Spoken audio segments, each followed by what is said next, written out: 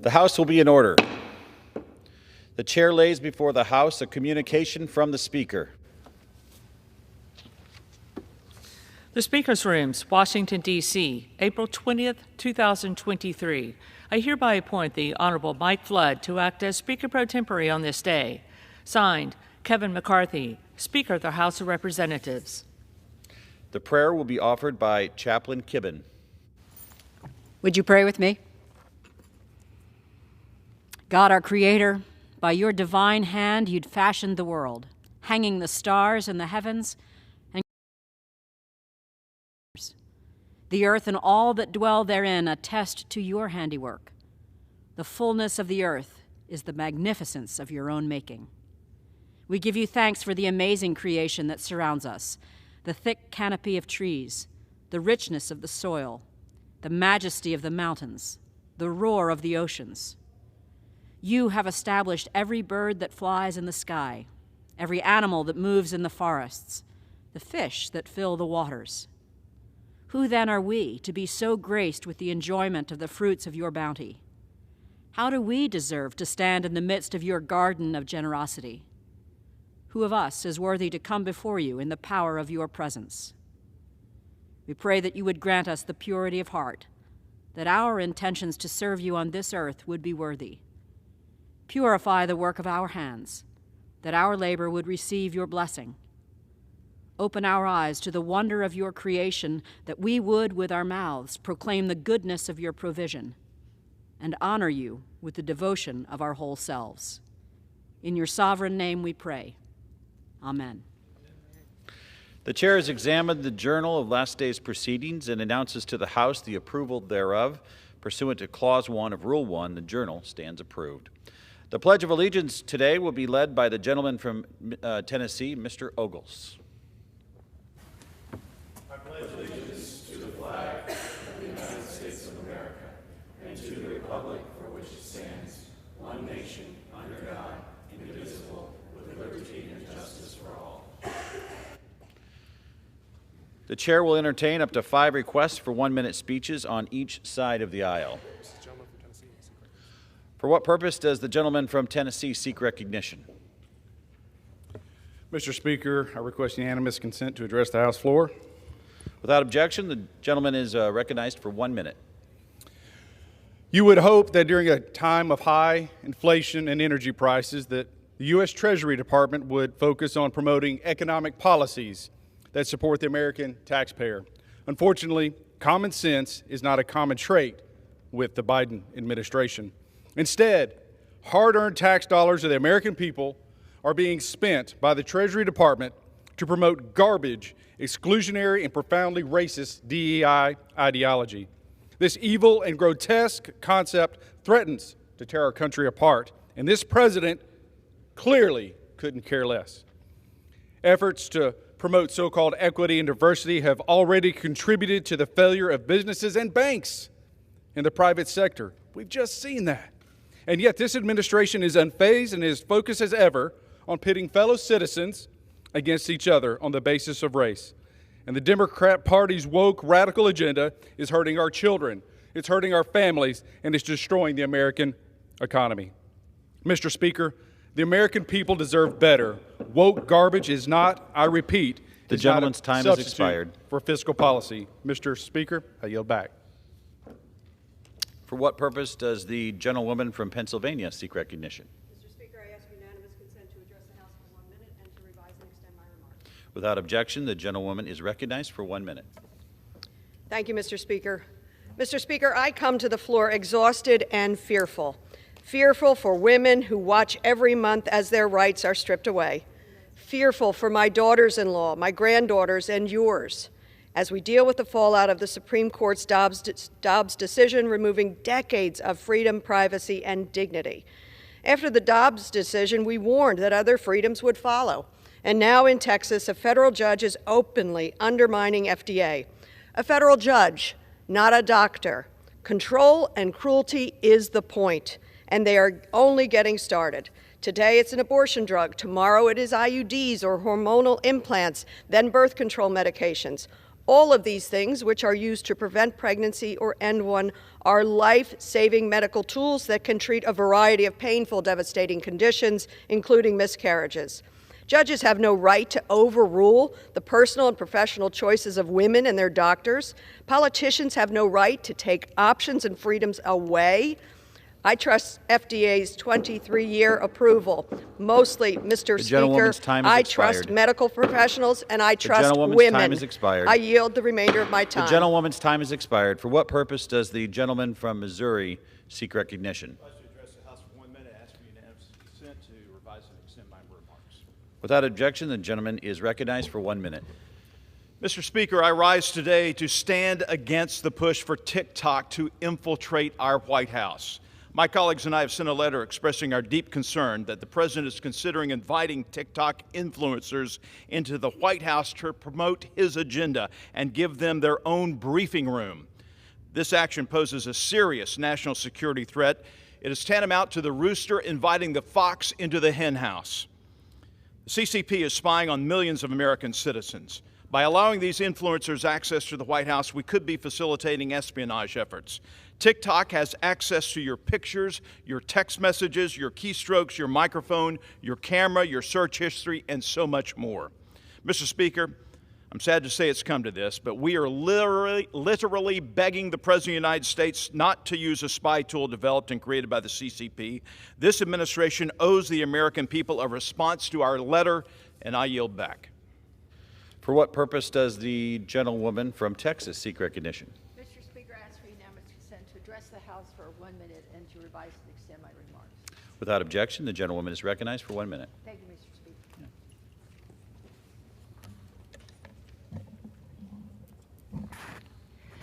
Mr. Speaker, I rise today to celebrate Thomas Street Health Center's legacy as the first freestanding HIV clinic in Houston and the nation.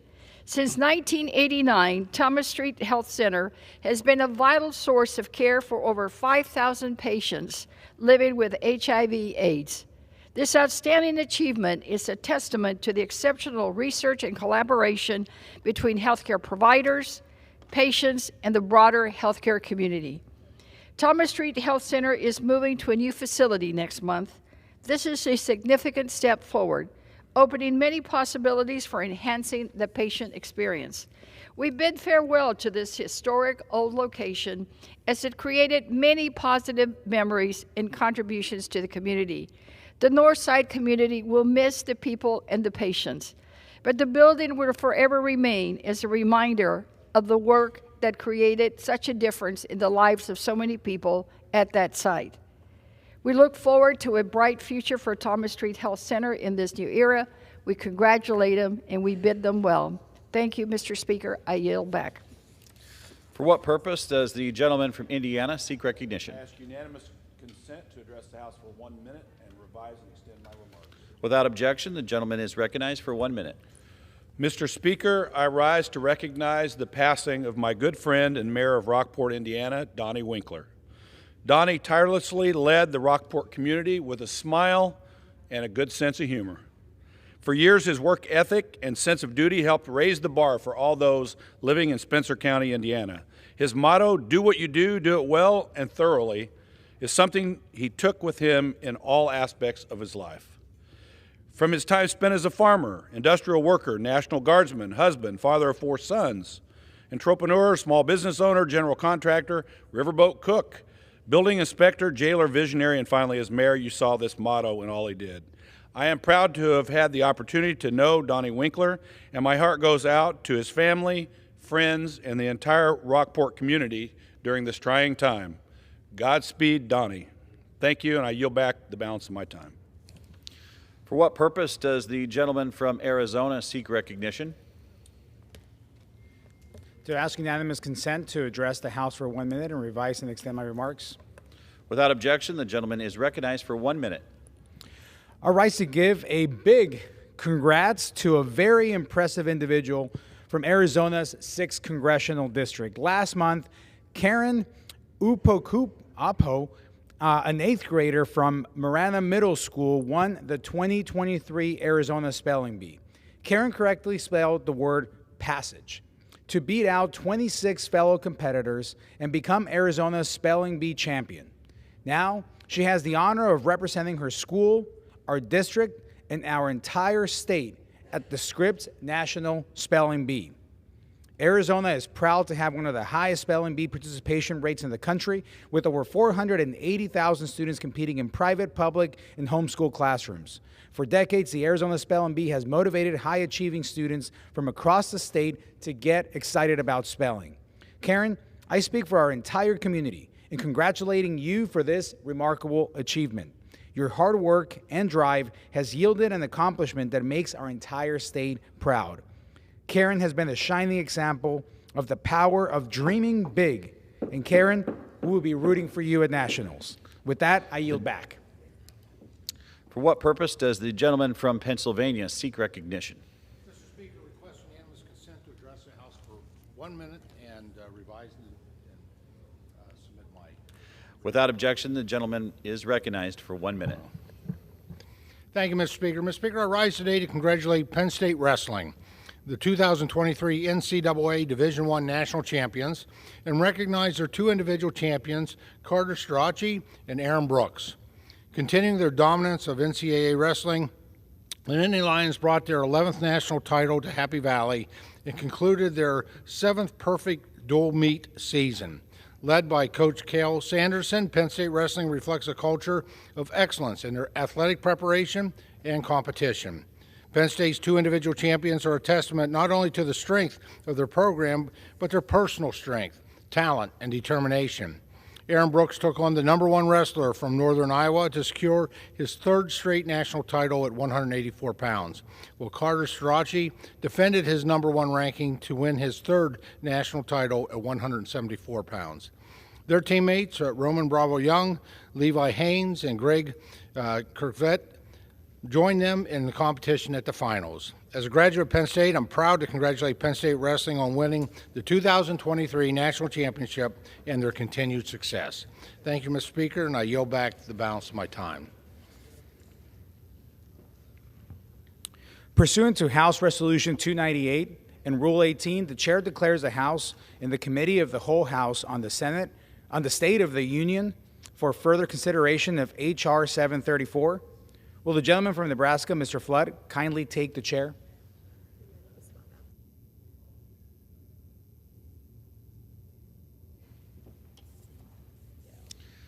The House is now in the Committee of the Whole of the House of the State of the Union for further consideration of H.R. 734. The clerk will report by title. A bill to amend the Education Amendments Act of 1972 to provide that for purposes of determining compliance with Title IX of such act and athletics, sex shall be recognized based solely on a person's reproductive biology and genetics at birth. When the Committee of the Whole rose on Wednesday, April 19, 2023, all time for general debate pursuant to House Resolution 298 had expired. Pursuant to the rule, the bill shall be considered for amendment under the 5-minute rule in lieu of the amendment in the nature of a substitute recommended by the Committee on Education and Workforce printed in the bill. It shall be in order to consider as an original bill for the purpose of amendment under the 5-minute rule an amendment in the nature of a substitute consisting of the text of Rule Committee Print 118.3. That amendment in the nature of a substitute shall be considered as read. No amendment to that amendment in the nature of a substitute shall be in order, except those printed in House Report 11837. Each such amendment may be offered only in the order printed in the report by a member designated in the report, shall be considered read, shall be debatable for the time specified in the report, equally divided and controlled by the proponent and an opponent, shall not be subject to amendment, and shall not be subject to a demand for division of the question. It is now in order to consider Amendment Number 1, printed in House Report 11837.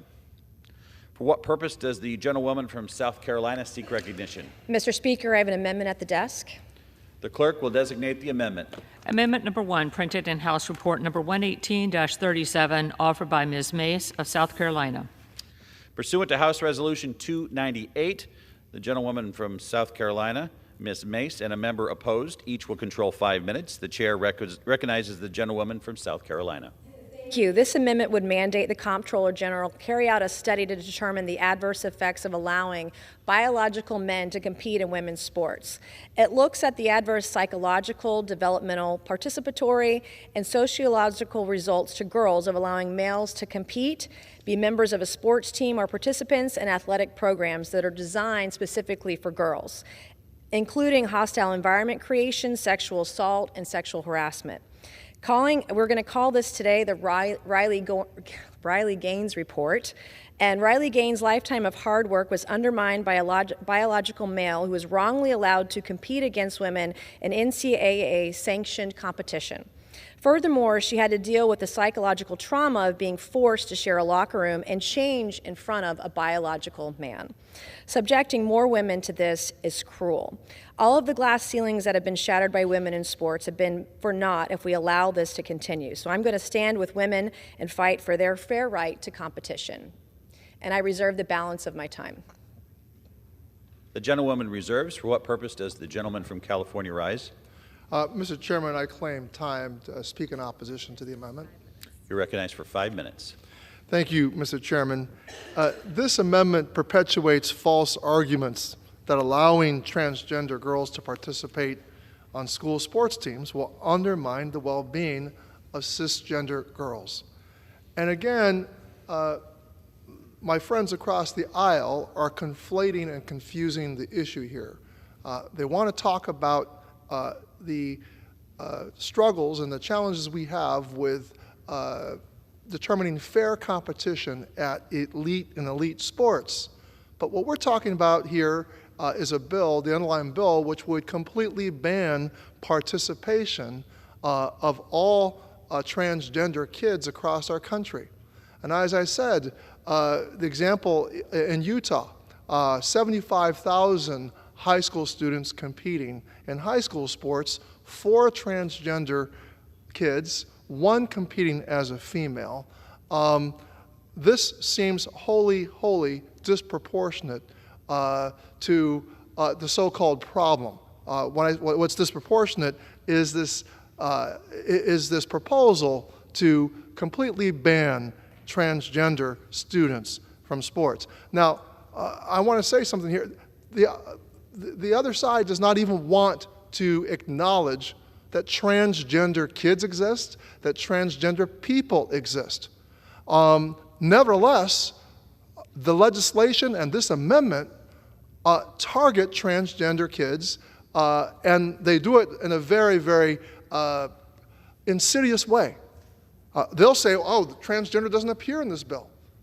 But let's not kid ourselves that the very intent is to harm and stigmatize, isolate, make them pariahs, and this is simply wrong. Look, I'm not a scientist. I was a English teacher most of my time before I got into Congress. I do know the harm that comes with this insidious use of language by not even granting the dignity of existing, not even granting the dignity of the existence of trans kids and trans people. That is what the other side is doing. It is going to be harmful, and how is it harmful? This mere debate has traumatized trans kids and their families across the country. 85% of transgender and non-binary youth say that the debates around anti-trans bills have negatively impacted their mental health. According to a 2022 survey, nearly 1 in 5 transgender and non-binary youth attempted suicide in the past year, and 45% of LGBTQ youth seriously considered attempting suicide in the past year. These statistics are real. They represent real vulnerable kids, and I urge my colleagues to oppose this amendment and to oppose the underlying bill, and I reserve. The gentleman reserves. The gentlewoman is recognized. Thank you, Mr. Speaker. For years, the left has said to follow the science. Well, today, Republicans are following the science. We are not confused about the differences between biological men and biological women. And as someone, as a woman who is pro-LGBTQ, I don't care how you dress. I don't care what pronoun you take. I don't care if you change your gender.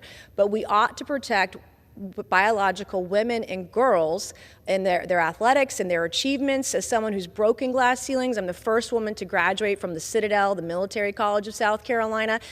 We don't want biological men taking away the achievements of women who fought so hard for where they are today. And it was 100 years after women's suffrage that South Carolina elected the first ever Republican woman to Congress. That's what I did in 2020. And we don't want to take these achievements away from women at all. So we're not confused. Having biological men in locker rooms as a girl mom and hearing Riley Gaines' story and as someone who was molested at 14, raped at 16, the risks to our girls and to women by biological men in some of these cases and the stories that we've heard, we ought to do our damnedest to protect women and girls in sports. This is not insidious, but what is insidious is allowing men in girls' locker rooms as they're changing, as they're showering. That is perverted, it's insidious, it's disgusting, and we want to make sure that we are doing everything we can to protect women and girls. And this report will study that and bring back the results to Congress. And I want to say thank you to Riley Gaines for sharing her story, putting it out there, and talking about the realities of what's going on in this country.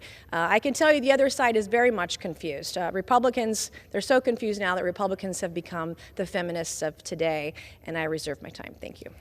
The gentlewoman reserves. The gentleman from California is recognized. Mr. Chairman, I would ask if the gentlewoman would yield, if I yield to answer some questions. Would the gentlewoman from South Carolina yield to a question? I know the gentlelady to be open-minded about LGMB people, but I wonder if you've ever sat down and met with any of your transgender constituents. I have. I actually know transgender constituents. I know transgender children. I have friends in my district that have transgender kids. So very you're well using, aware. Madam, I reclaim my time. Does the gentlelady, so the gentlelady does recognize that transgender kids and transgender people exist? Yes, 100%. And so I reclaim my time.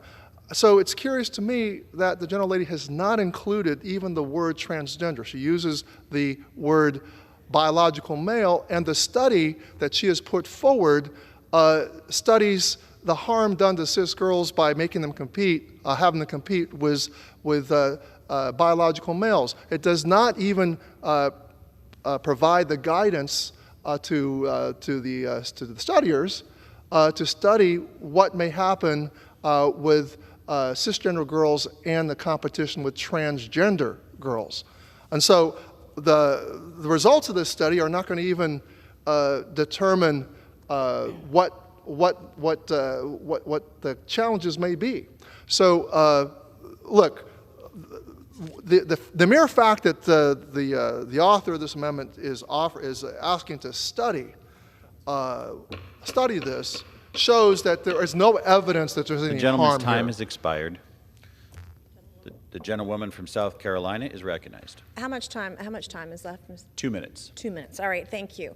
When we use the term biological men, we're actually following the science, because for years the left has said follow the science. And when you're born a biological male, you were born with physical advantages over women. And we do want to study the psychological effect on women in sports, in their locker rooms. We want to study what is going on and how it negatively impacts women. Women should not be ignored in this situation, whether they're in the classroom or on a sports team or in the private sector. And as I mentioned before, I know and have met with plenty of transgender individuals. This is not against the LGBTQ community. We are pro-women today, and that is what this amendment is about, protecting women and girls against biological men who want to compete against them.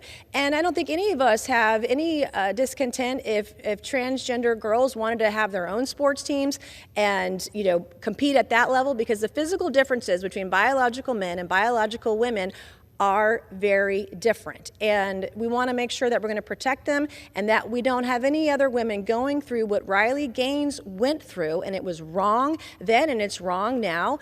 And I'm proud of this amendment and the work that we're doing to protect women and girls. As I said before, I have broken many glass ceilings, and I don't want to see those achievements taken away from biological women who work so hard to get to where they are today. We want to set a good example that they can achieve anything they want in America, anything they want in the United States of America. If they have goals, they work hard to achieve them, they can do anything they want, and no man will get in their way. Thank you, and I yield back.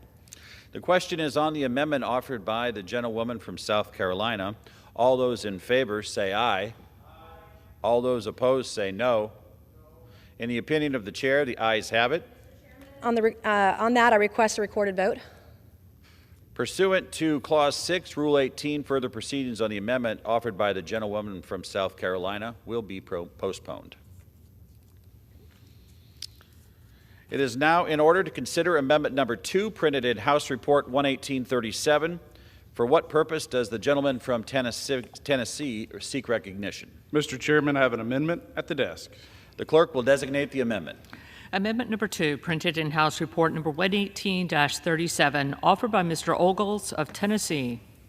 Pursuant to House Resolution 298, the gentleman from Tennessee, Mr. Ogles, and a member opposed each will control 5 minutes. The chair recognizes the gentleman from Tennessee. Mr. Speaker, I give myself as much time as I may consume. Thank you. I'm grateful that the House of Representatives is taking a stand to protect women and girls in this country and to ensure that they continue to have access to athletic opportunities at school. I strongly support the Protecting Women and Girls in Sporting Act. My amendment strengthens the underlying bill by protecting schools from a weaponized bureaucracy and frivolous lawsuits as they work to comply with the intentions of the bill. Many schools provide a wide range of programs and activities to support their student athletes.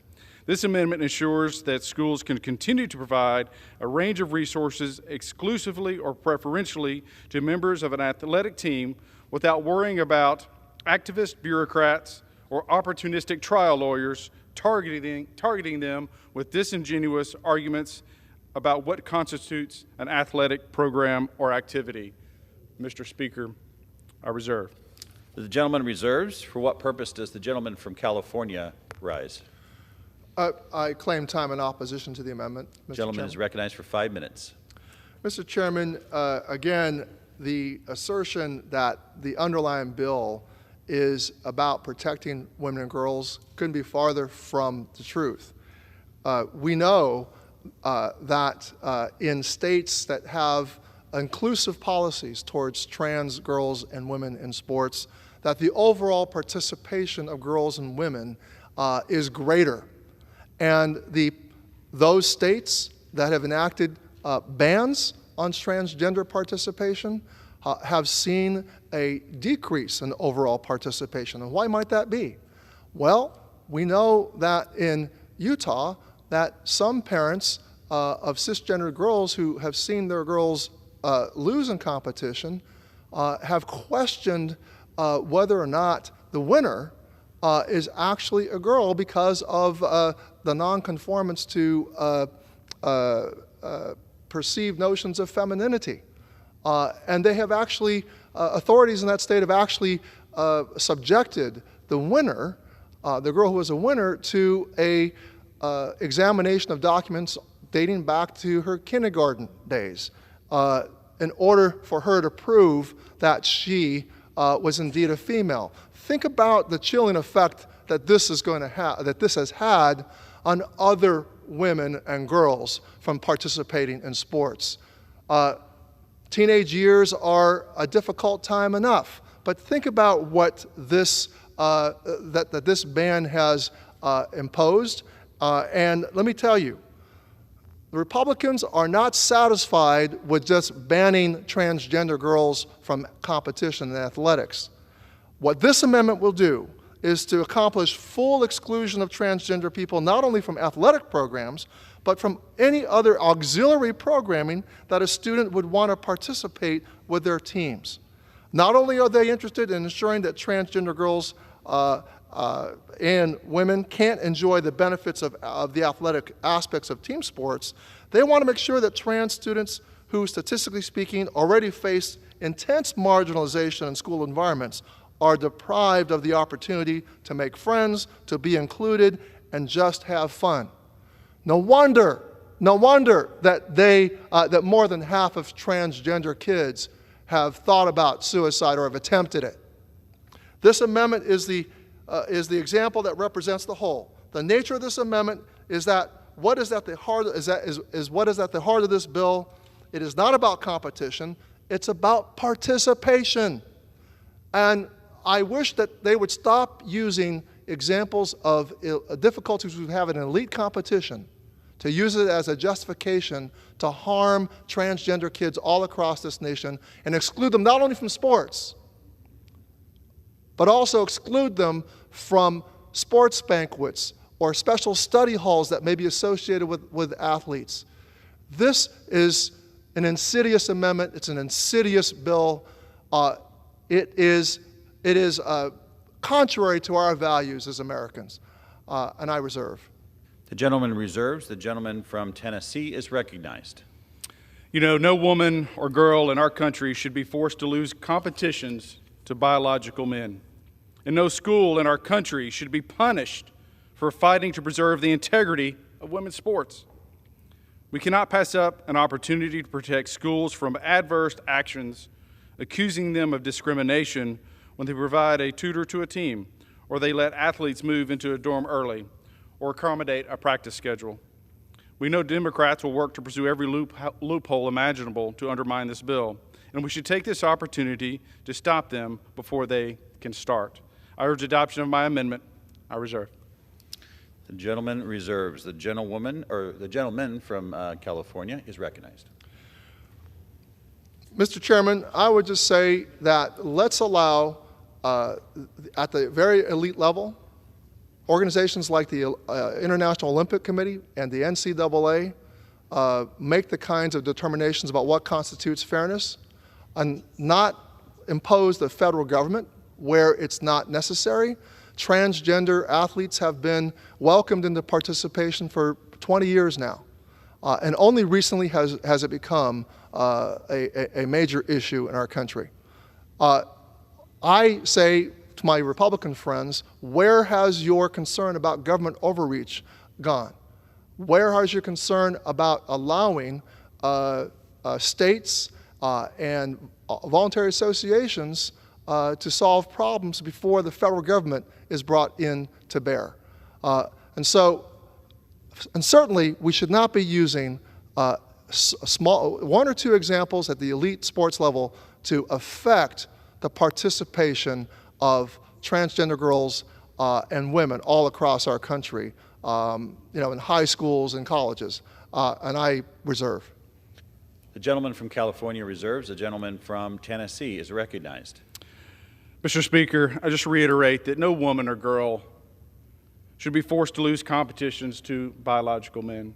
And I say that as a father of a daughter who's an athlete. I say that as a father to two sons who are athletes. Girls should play girl sports, and boys should play boy sports. I reserve. The gentleman reserves. The gentleman from California is recognized. I'm prepared to close. Gentleman reserves.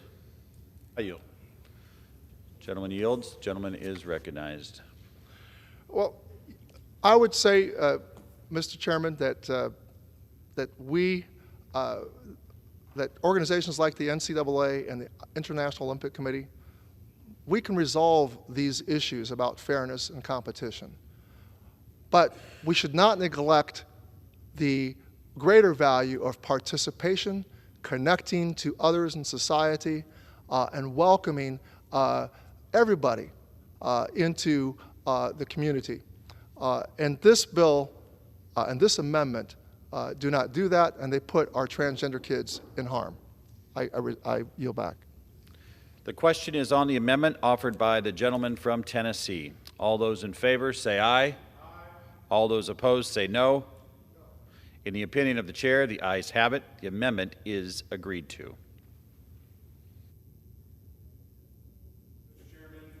committee do now rise. The question is on the motion that the committee rise. All those in favor say aye. Aye. All those opposed say no. The ayes have it. The motion is adopted. Accordingly, the committee rises.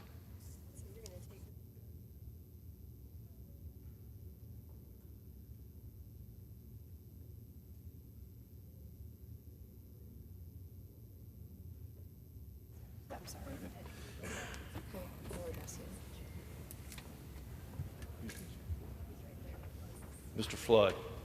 The Committee of the Whole of the House on the State of the Union, having had under consideration H.R. 734, directs me to report that it has come to no resolution thereon. The chair of the Committee of the Whole House on the State of the Union reports that the committee has had under consideration H.R. 734 and has come to no resolution thereon. Pursuant to Clause 12A of Rule 1, the chair declares the House in recess subject to the call of the chair.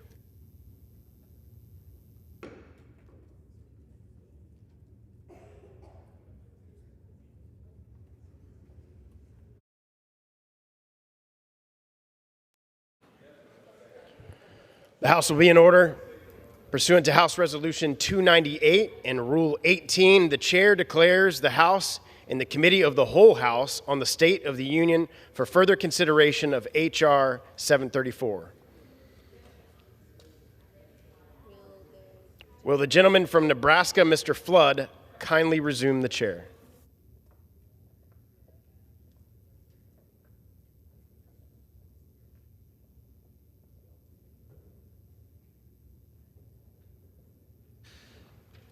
The House is in the Committee of the Whole House on the State of the Union for further consideration of H.R. 734. Will the clerk report the title? A bill to amend the Education Amendments Act of 1972 to provide that for purposes of determining compliance with Title IX of such act in athletics, sex shall be recognized based solely on a person's reproductive biology and genetics at birth. When the Committee of the Whole House rose earlier today, Amendment Number 2, printed in House Report 11837, offered by the gentleman from Tennessee, Mr. Ogles, had been disposed of. The unfinished business is the request for a recorded vote on Amendment Number 1, printed in House Report 11837 by the gentlewoman from South Carolina, Ms. Mace, on which further proceedings were postponed and on which the ayes prevailed by voice vote. The clerk will redesignate the amendment. Amendment number 1, printed in House Report number 118-37, offered by Ms. Mace of South Carolina. A recorded vote has been requested. Those in support of the request for a recorded vote will rise and be counted. A sufficient number having risen, a recorded vote is ordered. Members will record their votes by electronic device. This will be a 15-minute vote.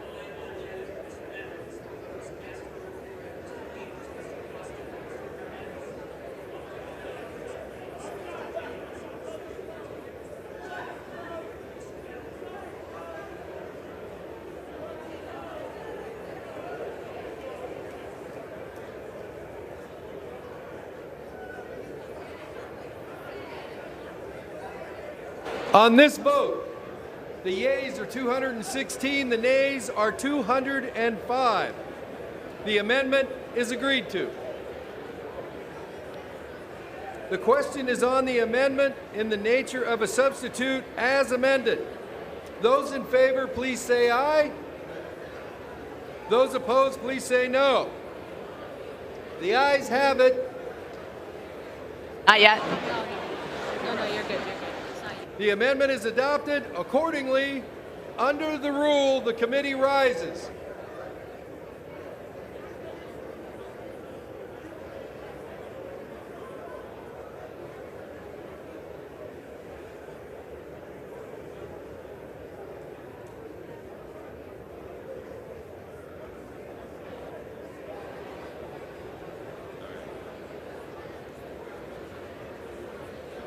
Mr. Chair.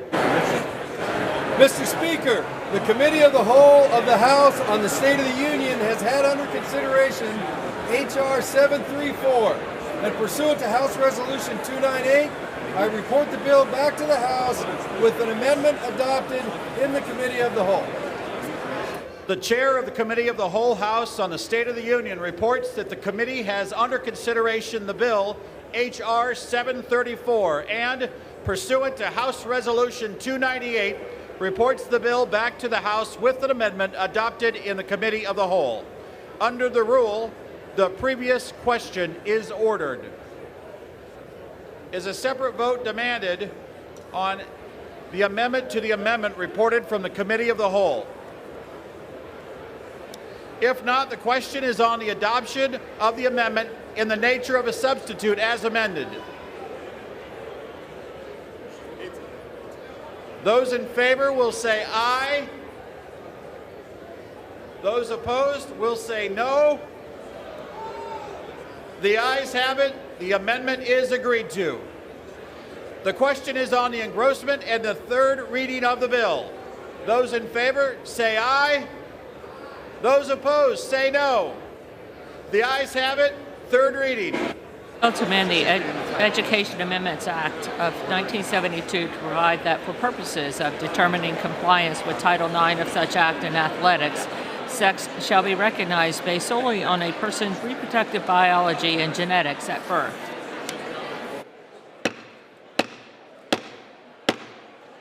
The House will come to order.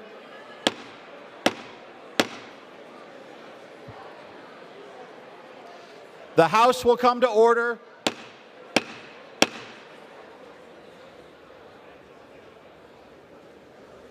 The House will come to order. For what purpose does the gentlewoman from Vermont seek recognition? Mr. Speaker, I have a motion to recommit at the desk. The clerk will report the motion. Ms. Ballot moves to recommit the bill H.R. 734 to the Committee on Education and the Workforce. Pursuant to Clause 2B of Rule 19, the previous question is ordered on the motion to recommit. The question is on the motion to recommit. Those in favor say aye. Those opposed say no. In the opinion of the chair, the noes have it.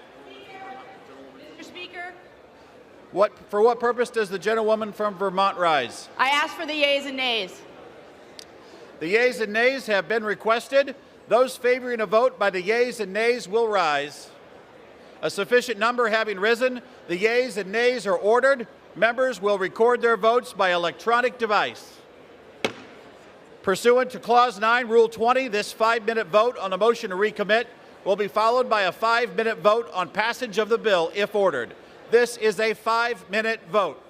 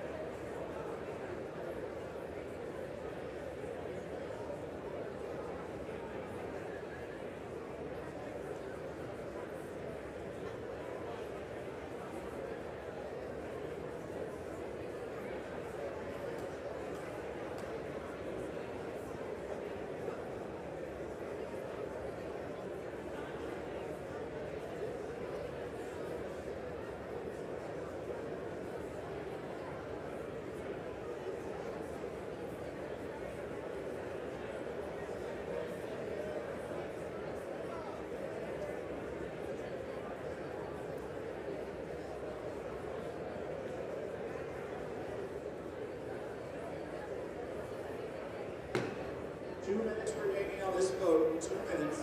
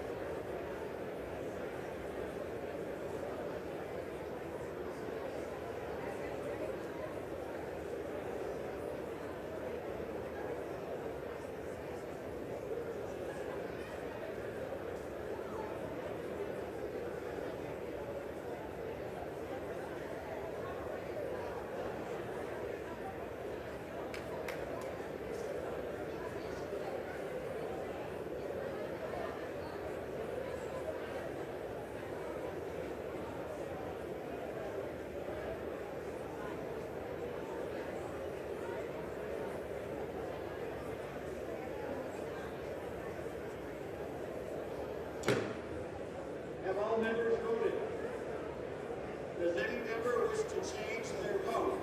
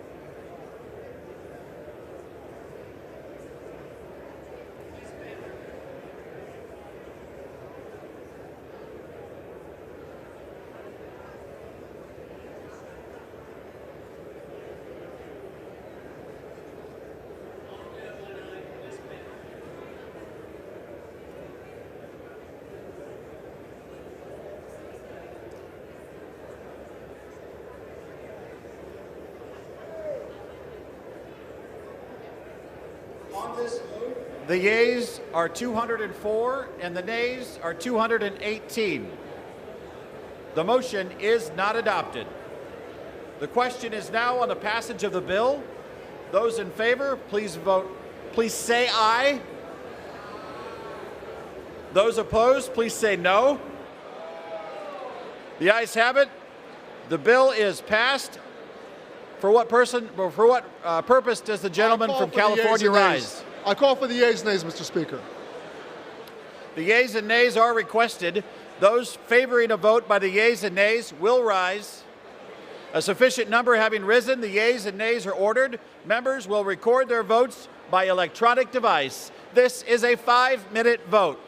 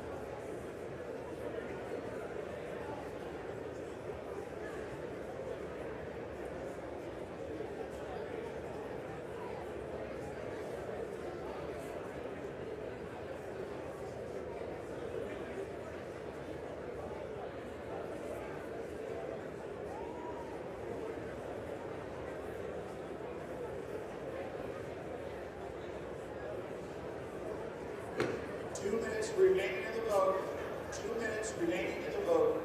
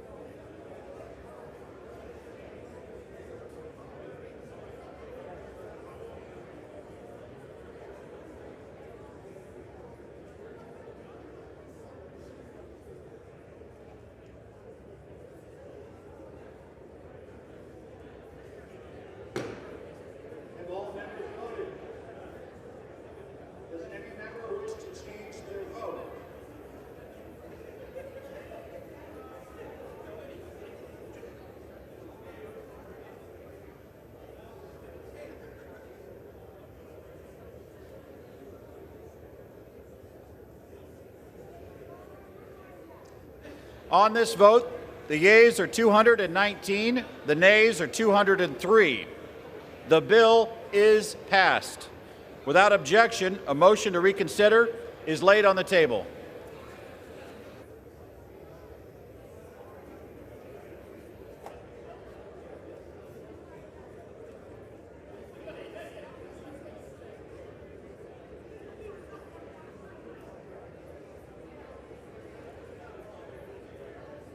Yes.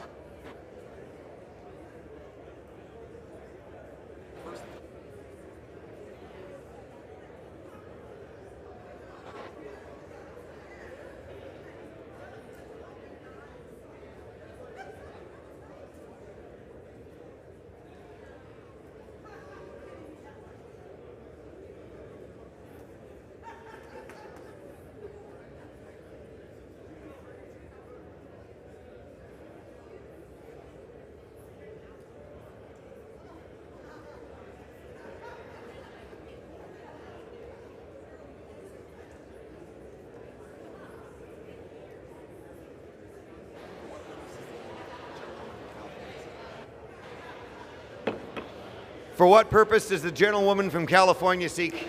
Mr. Speaker, I ask unanimous consent that when the House adjourns today, it adjourn to meet at 11 a.m. on Monday next. Without objection.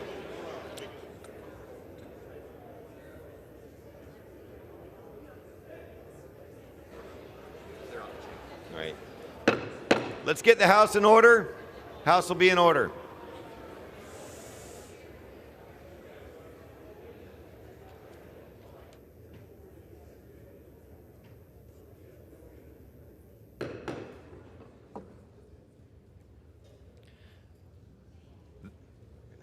The chair will now entertain requests for 1-minute speeches. For what purpose does the gentlewoman from Wyoming seek recognition? Without objection, the gentlewoman from Wyoming is recognized for 1 minute. I rise today to recognize the life and legacy of Nathan Lykip, a Wyomingite who bravely defended this country and touched the hearts of all of those around him. Upon graduation from Sheridan High School, Nathan enlisted in the U.S. Navy, serving honorably for 4 years. Following the tragic attacks on 9/11, Nathan, compelled by his devotion to service and love of his nation, returned to active duty in the Army, completing multiple deployments in Iraq. During his combat deployments, Nathan was twice wounded from attacks on his convoy and received 2 Purple Hearts and the Army Commendation Medal with Combat 5. Following the military service, Nathan continued to serve others as a sheriff's deputy in Bayfield, Colorado for many years. Tragically, Nathan took his own life after a long, hard-fought battle with PTSD and other sustained injuries from his service. Nathan was a child of God and a patriot who will not be forgotten. His leadership, compassion, and desire to help others will be forever remembered by his community and should serve as a model for all Americans each and every day. To Nathan's family, I offer my sincere prayers in this difficult time of mourning, and I urge all of my colleagues to join me in remembering the life of Nathan Lykip, honoring his service to our nation, and standing with his family in these difficult times. Thank you, Mr. Speaker, and I yield back. Thank you. For what purpose does the gentleman from New Jersey seek recognition? Without objection, the gentleman from New Jersey is recognized for 1 minute.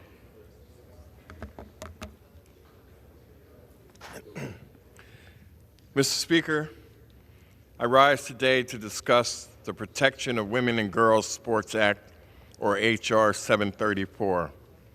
This bill is yet another attack by the Republicans on a vulnerable population in America. It is nothing more than an attempt to score cheap political points and bully transgender youth. I question why the Republicans are so eager to pass this bill now. Do you remember what the Republicans said before the last election? They told the Americans that they would work with President Biden to lower inflation, that they would work with the president to lower gas prices. They would protect the economy, support a rise in the debt ceiling and offer an alternative budget. Now that they have the House majority, they have done none of those things. The Republican priorities are not aligned with the needs of the American people, and the American voters are paying attention to it. And with that, I yield back. Thank you. For what purpose does the gentleman from Georgia seek recognition? Ask unanimous consent to address the House for 1 minute to revise and extend my remarks. Without objection, the gentleman from Georgia is recognized for 1 minute. Mr. Speaker, I rise today to recognize the Wayne County, Georgia first responders for their efforts in handling a recent plane crash in Wayne County. I also rise to honor the life of Dr. Howard Wasden. On Thursday, April 6, Wayne County emergency responders answered a dispatch to a report of a missing aircraft. About 30 minutes later, the plane was located approximately a quarter mile from the William A. Zorn Airport. The pilot has been identified as Dr. Howard Wasden, who was a highly decorated Navy SEAL. He served in Operation Desert Storm and was part of the operation to capture Mohammed Farah Aidid, a Somali warlord.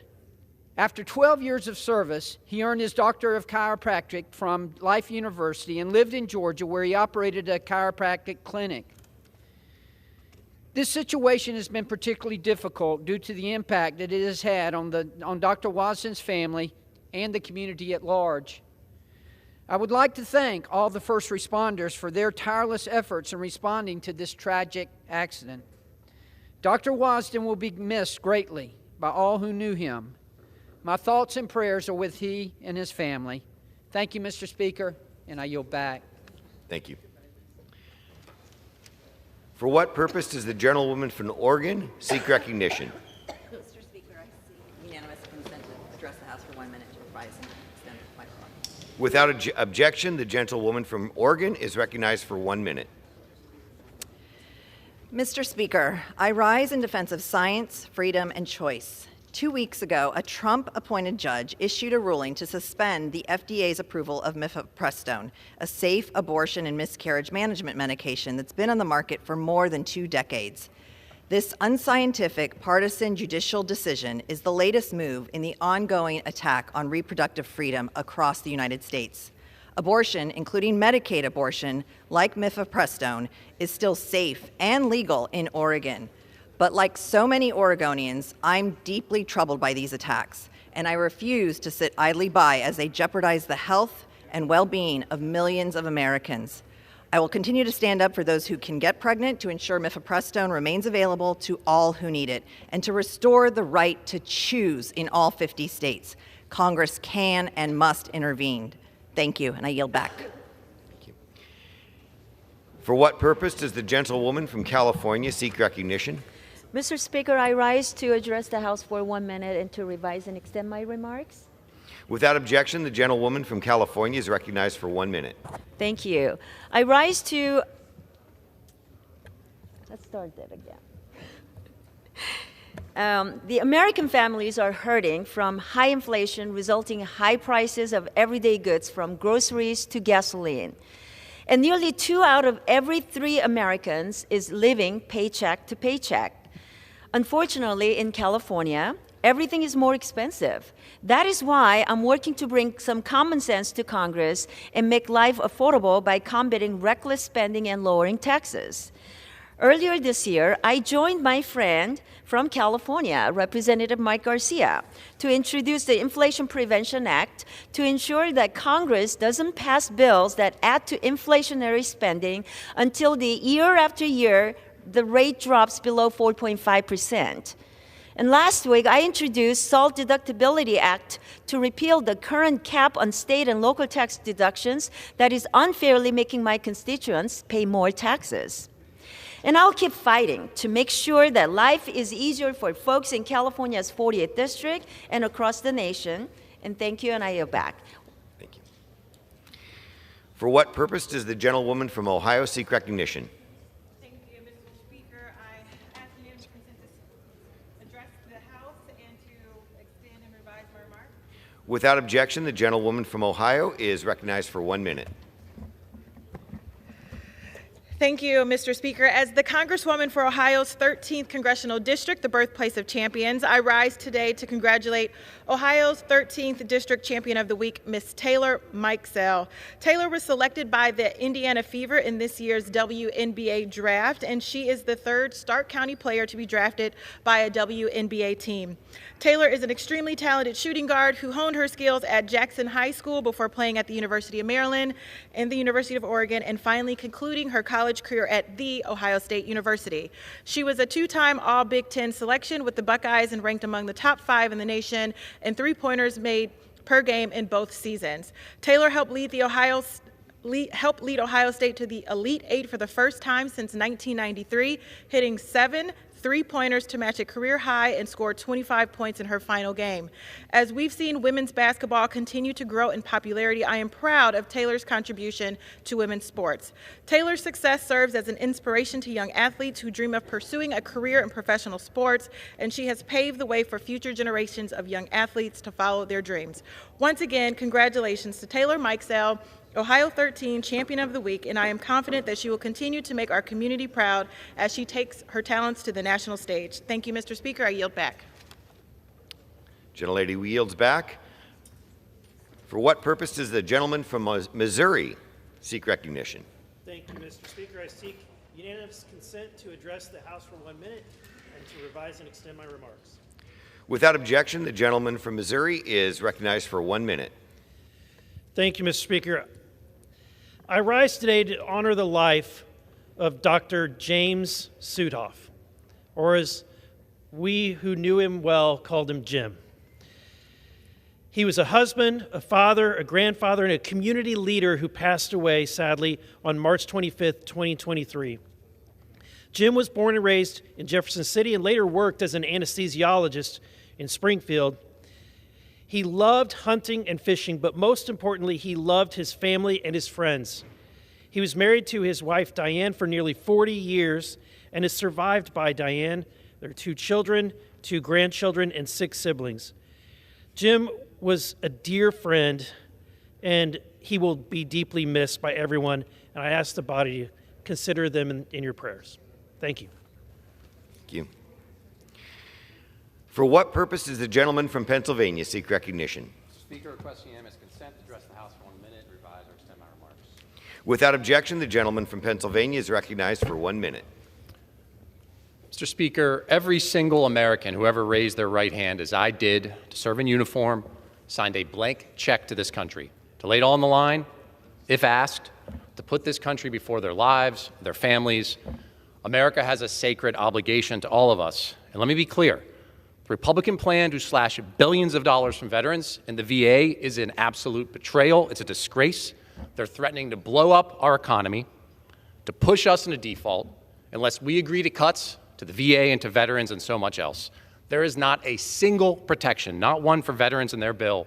It will mean massive cuts for veterans. Millions of veterans are going to be screwed over by this plan. They won't get the care they've earned. They're going to have to wait longer for their claims, and so much else will happen. My fellow veterans should know we're going to fight hard to protect our health care, our VA, the benefits they've earned. Mr. Speaker, it's a BS plan. I yield back. For what purpose does the gentleman from South Carolina seek recognition? Mr. Speaker, I request unanimous consent to address the House for 1 minute and to revise and extend my remarks. Without objection, the gentleman from South Carolina is recognized for 1 minute. Thank you, Mr. Speaker. I rise today in recognition of the Dillon Inland Port's 5-year anniversary. South Carolina ports are a huge driver to a robust economy in our state, and I'm proud that the 7th District and the PD play such an integral role in our state's port system through the Dillon Inland Port. When I visited there last month, Mr. Speaker, I witnessed firsthand how the port connects South Carolina businesses to a global marketplace. I want to thank the dedicated team at the Dillon Inland Port for their work to import and export thousands of container ships every year. This port is beneficial to the PD as it is to the rest of the state. It is a huge driver for job growth and economic development in this underserved area of South Carolina. I look forward to seeing the port's future success and positive impact in our region. Thank you, Mr. Speaker, and I yield the balance of my time.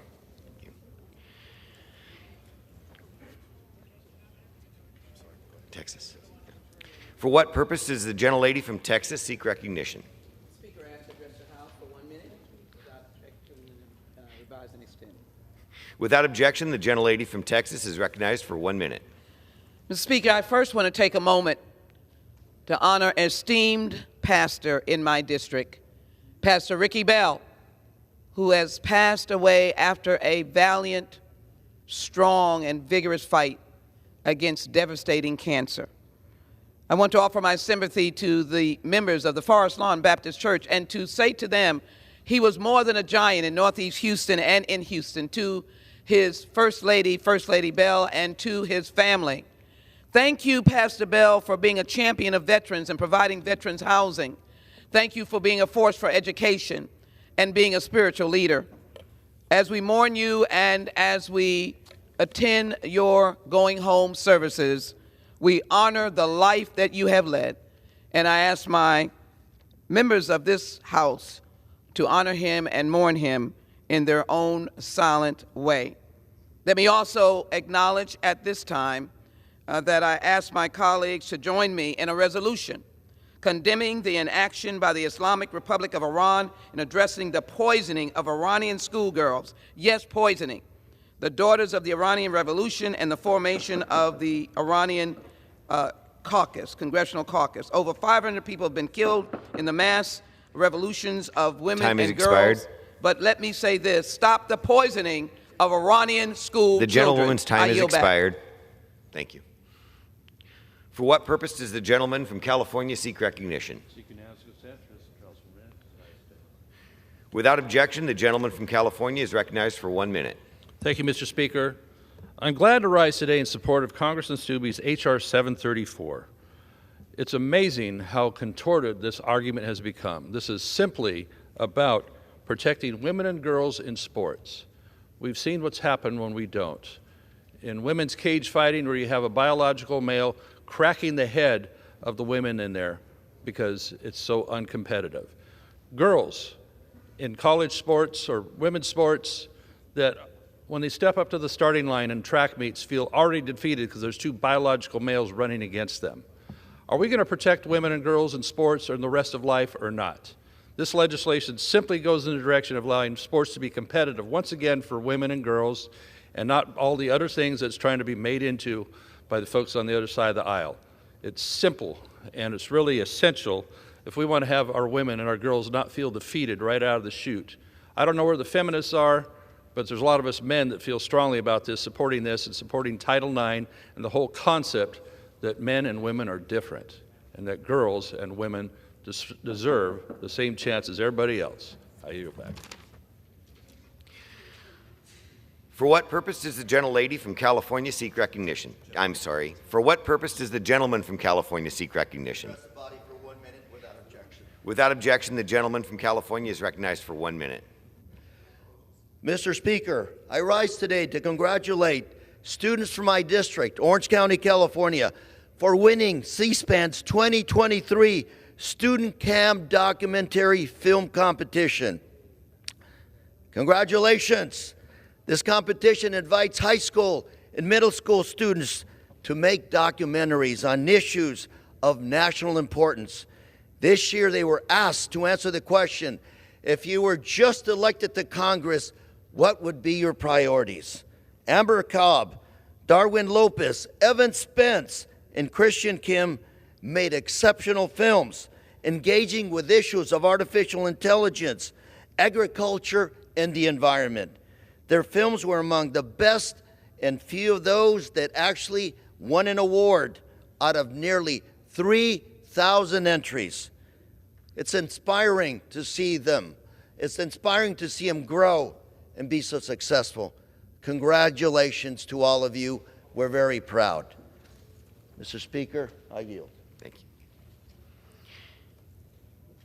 For what purpose does the gentlelady from Washington seek recognition? I'm sorry. Okay, back it up.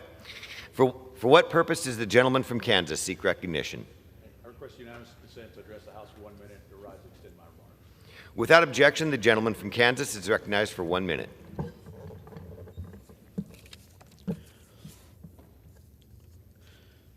Thank you, Mr. Speaker. I rise today to introduce the American Innovation and R&D Competitiveness Act. Our country is filled with talented innovators who put their heart and imagination into new ideas that advance our nation. Through research and development, their incredible breakthroughs can come to fruition. Unfortunately, the R&D immediate expensing tax provision expired at the end of 2021, removing the incentive to prioritize research and development in the United States. By disincentivizing R&D here at home, American tax policy encourages manufacturing and production to move abroad. That's why I'm reintroducing bipartisan legislation that encourages R&D throughout the country. 64 original co-sponsors have joined me and Congressman John Larson to make R&D immediate expensing permanent, cementing this critical tax provision and reestablishing the United States as the leader in research and development. Today's research and development dollars create tomorrow's jobs, and we need to keep R&D dollars inside our country where they can help strengthen American businesses and workers. Mr. Speaker, I encourage my colleagues to join me in advancing this critical legislation, and with that, I yield back the balance of my time. For what purpose does the gentlelady from Washington seek recognition? Without objection, the gentlelady from Washington is recognized for 1 minute. Mr. Speaker, I'd like to pay tribute to my Chief of Staff, Aaron O'Quinn. Aaron and I met just a week after I was elected to Congress. This was in November 2018. It was an overwhelming time. There was a lot to organize, and job number one was to find a Chief of Staff. Well, Dr. Ami Bera suggested that I meet his deputy chief, Aaron. We sat down to coffee, hit it off, and I have never looked back. I knew right away I could trust Aaron to guide me through this whole new world of Washington, D.C., which was quite a contrast from the life of a community pediatrician. And I still remember that at that first meeting, she asked me what I wanted the Seattle Times editorial board to say about me in 2020. It was a way to figure out my values and goals. And wouldn't you know it, 2 years later, the comments made by the Seattle Times endorsement board were remarkably similar to what we set out to achieve. Aaron understood the value of a strong team, remarkable constituent services, outreach and town halls, and she made sure I was everywhere in the district, that we hired the best team members with hearts of gold and a dedication to service. With a background in social work, she kept our team in sync and collaborative, and several of our staff are still here today. Aaron, I couldn't have done it without you. We could not have done it without you. So thank you, and all the best wishes in your next chapter in life. We'll miss you. I yield back. So, for what purpose does the gentlelady from New York seek recognition? To address the House for 1 minute and to revise and extend my remarks. Without objection, the gentlelady from New York is recognized for 1 minute. Thank you. Thank you very much, Mr. Speaker. I rise on this day after a week of chaos and confusion following the Supreme Court's decision to allow mifepristone's status to remain as it has been, approved and accessible. But let me be clear, the fight is not over. The Supreme Court needs to do its job and reject this ridiculous effort to thrust an unjustified grudges into the FDA approval process and further limit access to abortion. Women deserve safe and fair access to medication when they need it. Women deserve to have medication without interference from judges and politicians. Women must be treated as equals and have agency over our bodies and our lives. Mifepristone's approval is still in jeopardy, and I want to say to the Supreme Court justices, keep your bans off our bodies. Access to this medication must be protected. Our rights must be protected. This fight is not over, and we will never concede. With that, I yield back. For what purpose does the gentleman from Wisconsin seek recognition? I'd like to speak for 1 minute. Without objection, the gentleman from Wisconsin is recognized for 1 minute. We have a lot of committee hearings and a lot of subcommittee hearings here every week, and the press is not able to adequately cover them all. I would like to highlight the committee hearing in which we examined the current assistance of the United States towards what's left of Afghanistan. The United States, being the United States, even after we left that country, gives from $4 to $5 billion in aid, which should be humanitarian aid to help the Afghan people. In the hearing, we heard from the Inspector General, which is somewhat of an auditor of American programs, as to what was becoming of the money.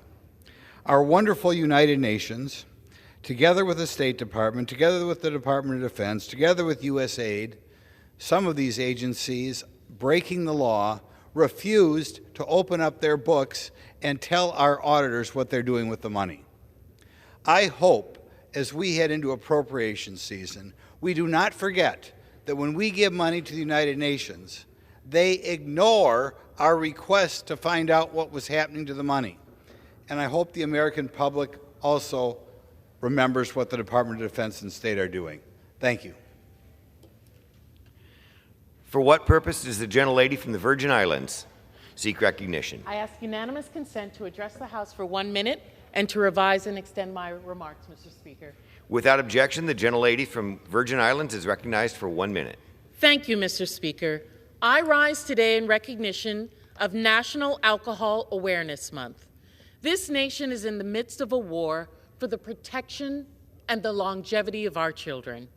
We have found ourselves battling epidemics at an unprecedented magnitude, many of which are plaguing our youth. Violence, suicide, mental health, and notably, substance abuse. Alcohol use among youth is more prevalent than tobacco or illicit drugs.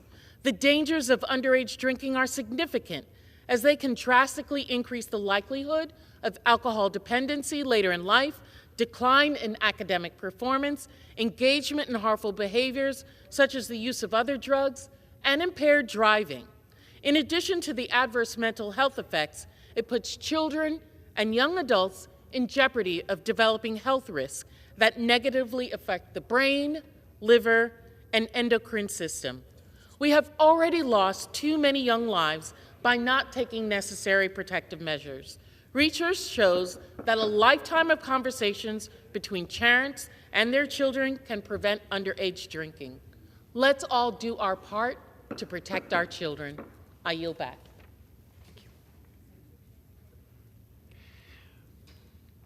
For what purpose does the gentleman from California seek recognition? I ask unanimous consent to address the House for 1 minute and to revise and extend my remarks. Without objection, the gentleman from California is recognized for 1 minute.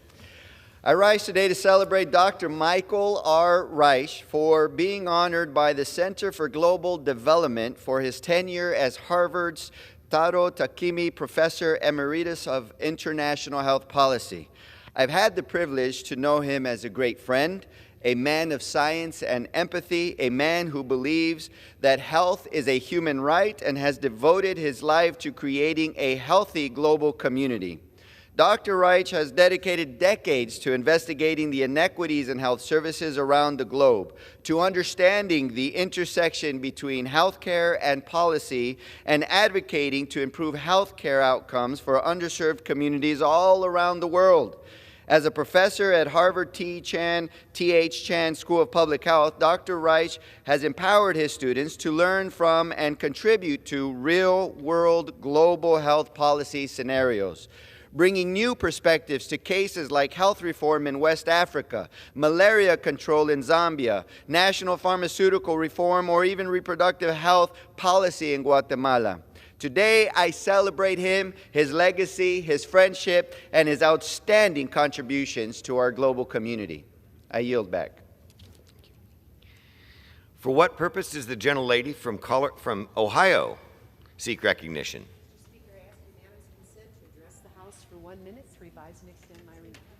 Without objection, the gentlelady from Ohio is recognized for 1 minute. Mr. Speaker, I rise today to talk about the irresponsible brinkmanship being played by House Republicans with the debt ceiling. Let me point out, inflation happens when too much money chases too few goods. In order to stem inflation, America needs to be producing more goods right here at home, not importing more and more of everything and subjecting our markets to supply chain chokeholds from offshore producers and shippers. They drive the prices up. What America makes and grows America. Supporting products made in America makes and grows a real middle class. Why champion more windfalls for Wall Street and powerful financial outsourcers that finance our jobs going to penny wage havens? We should reshore what Americans use, eat, and drive and reduce inflation. Speaker McCarthy ought to stand up for America. Stand with the American people on Main Street, not with the outsourcers and science of finance on Wall Street who outsource our jobs. Thank you, Mr. Speaker. I yield back. For what purpose does the gentleman from Colorado seek recognition? Mr. Speaker, unanimous consent to address the House for 1 minute and revise and extend remarks. Without objection, the gentleman from Colorado is recognized for 1 minute. Mr. Speaker, I rise today to honor the victims of the horrific mass shooting that occurred at Columbine High School in Littleton, Colorado. 24 years ago, 12 teenagers and 1 teacher went to school and never came home. I stand before you all today and ask, what has changed since Columbine? 2 weeks before his death, one of the victims expressed concern to his dad about America's gun laws. He asked his dad about the loopholes in the Brady Bill that allow individuals to obtain guns online or at gun shows. His life was taken from him by a gun purchase through one of those loopholes. The gun show loophole remains open to this day. Gun violence in this country is the worst it's ever been. Our children fear going to school every single day, and Republicans in Congress refuse to take any steps to protect them. Americans have had enough, and I've had enough. We can and must do more to protect our children and our communities from gun violence. We must ban assault weapons and ensure these weapons of war are inaccessible to the general public. As members of Congress, we have a responsibility to act and to stop these tragedies from occurring all over our country. I yield back. Thank you.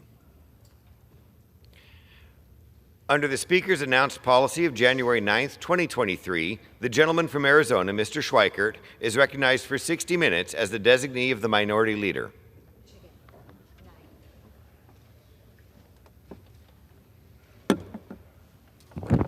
Thank you, Mr. Speaker Pro Tem. Give me a second here to get sort of organized. I'm going to yield as much time as she may consume to the woman from, is it Michigan 9? Yes, sir. Thank you. Thank you. And thank you, Mr. Speaker. I rise today on behalf of my district, my state, and my country to say that the Chinese Communist Party is actively working to destroy America.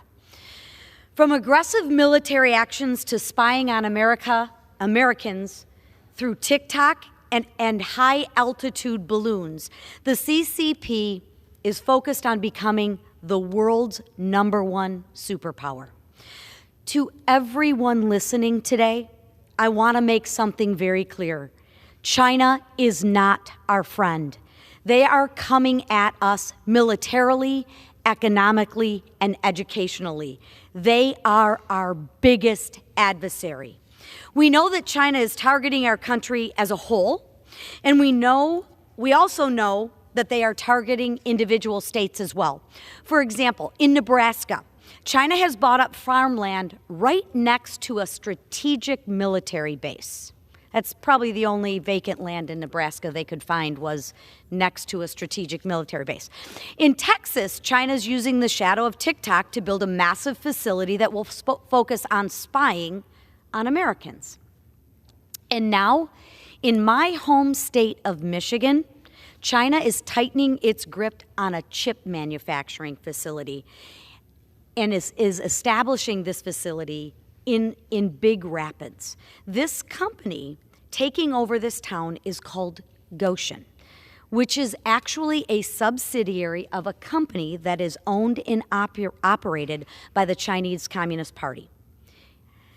And when Gotion proposed this new plant, they sold a good story by promising 2,000 jobs and massive economic gains for the state, which actually Michigan could use some economic gains for our state. But we know the truth. Gotion is establishing its Big Rapids plant in order to extend its CCP influence in Michigan. They plan to utilize Chinese EV chip technology and send the profits of its productions right back to the CCP.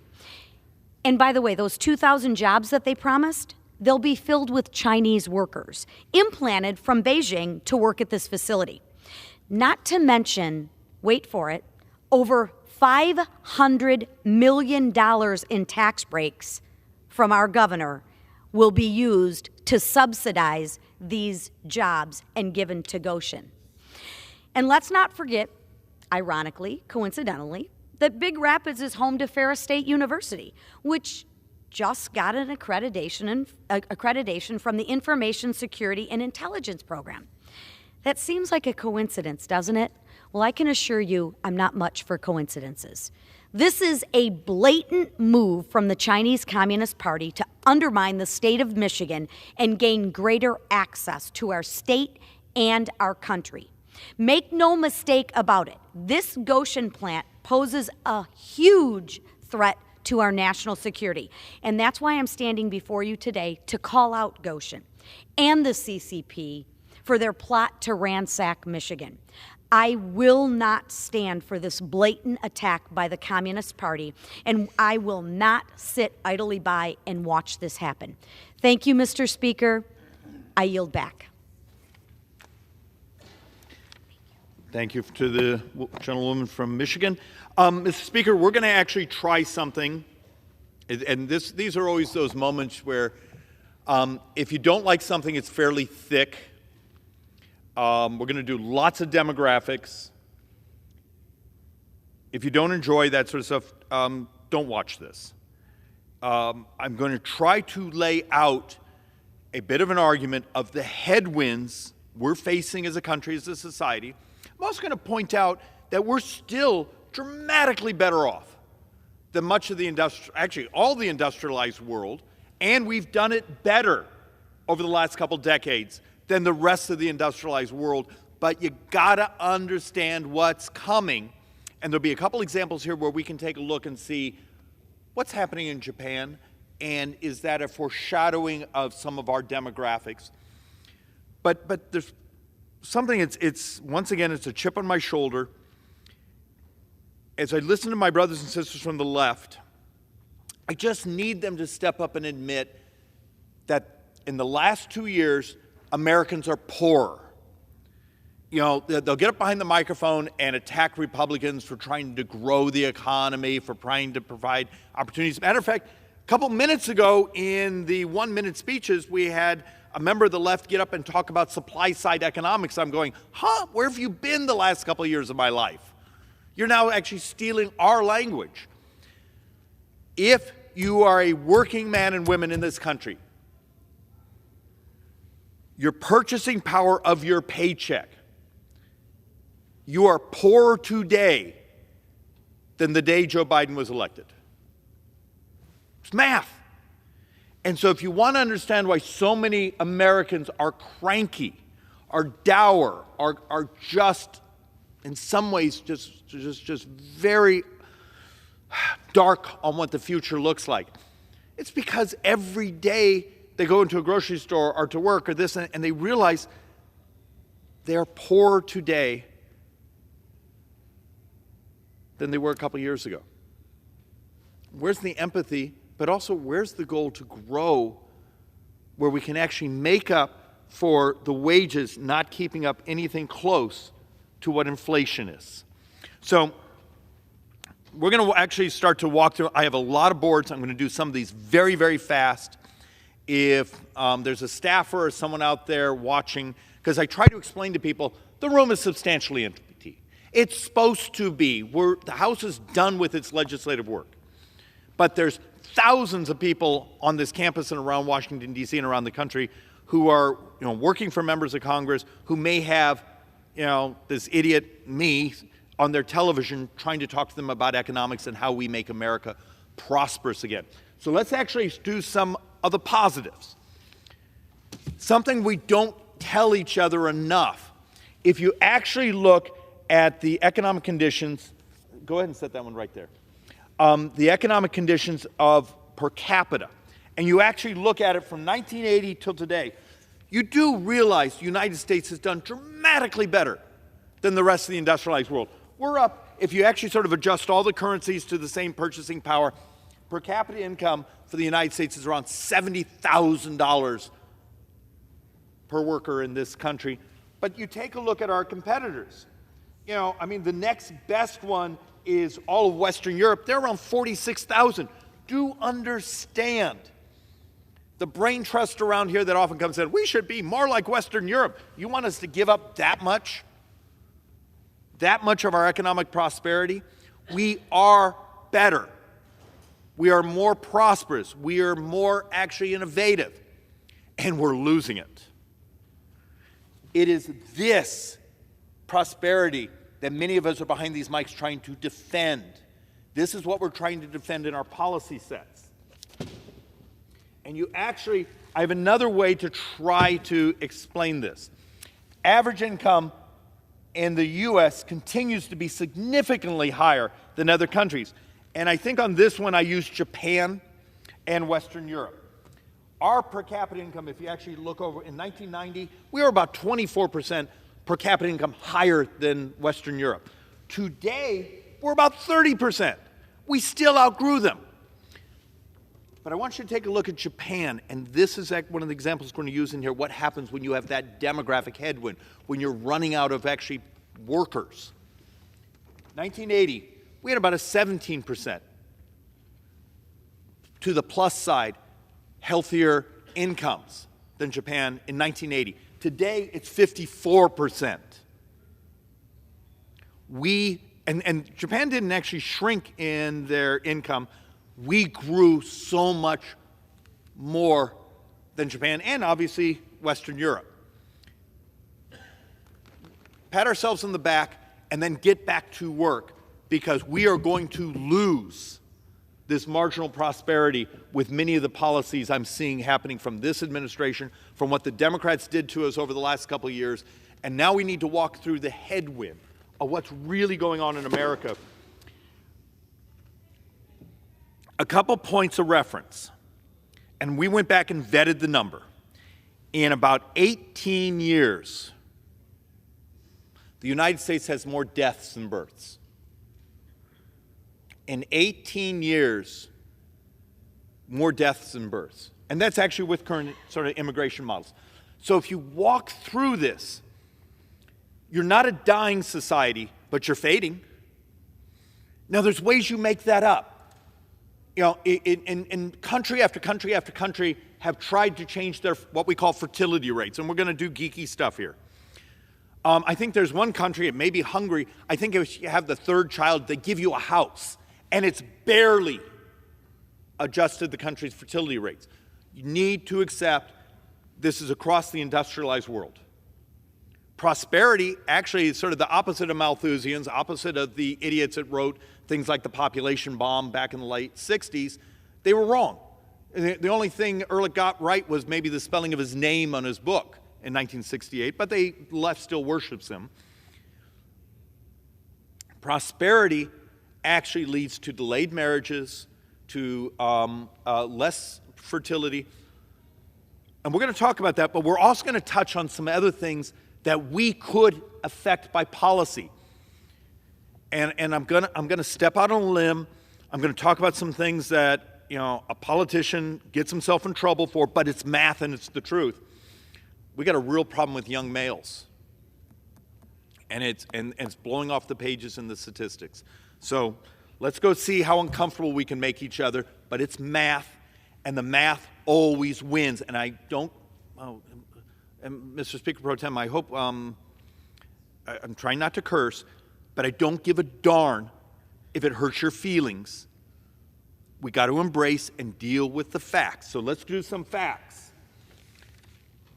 Percentage of people 65 and over relative to the number of people we have when we say 25 to 64. So 25-64 is what we mean when we say prime working age populations. That's actually our productive populations. Now, I actually believe in today's world, I intend never to retire because I'm also crazy. I'm 61 and I have a 9-month-old. And yes, my wife is exactly my age.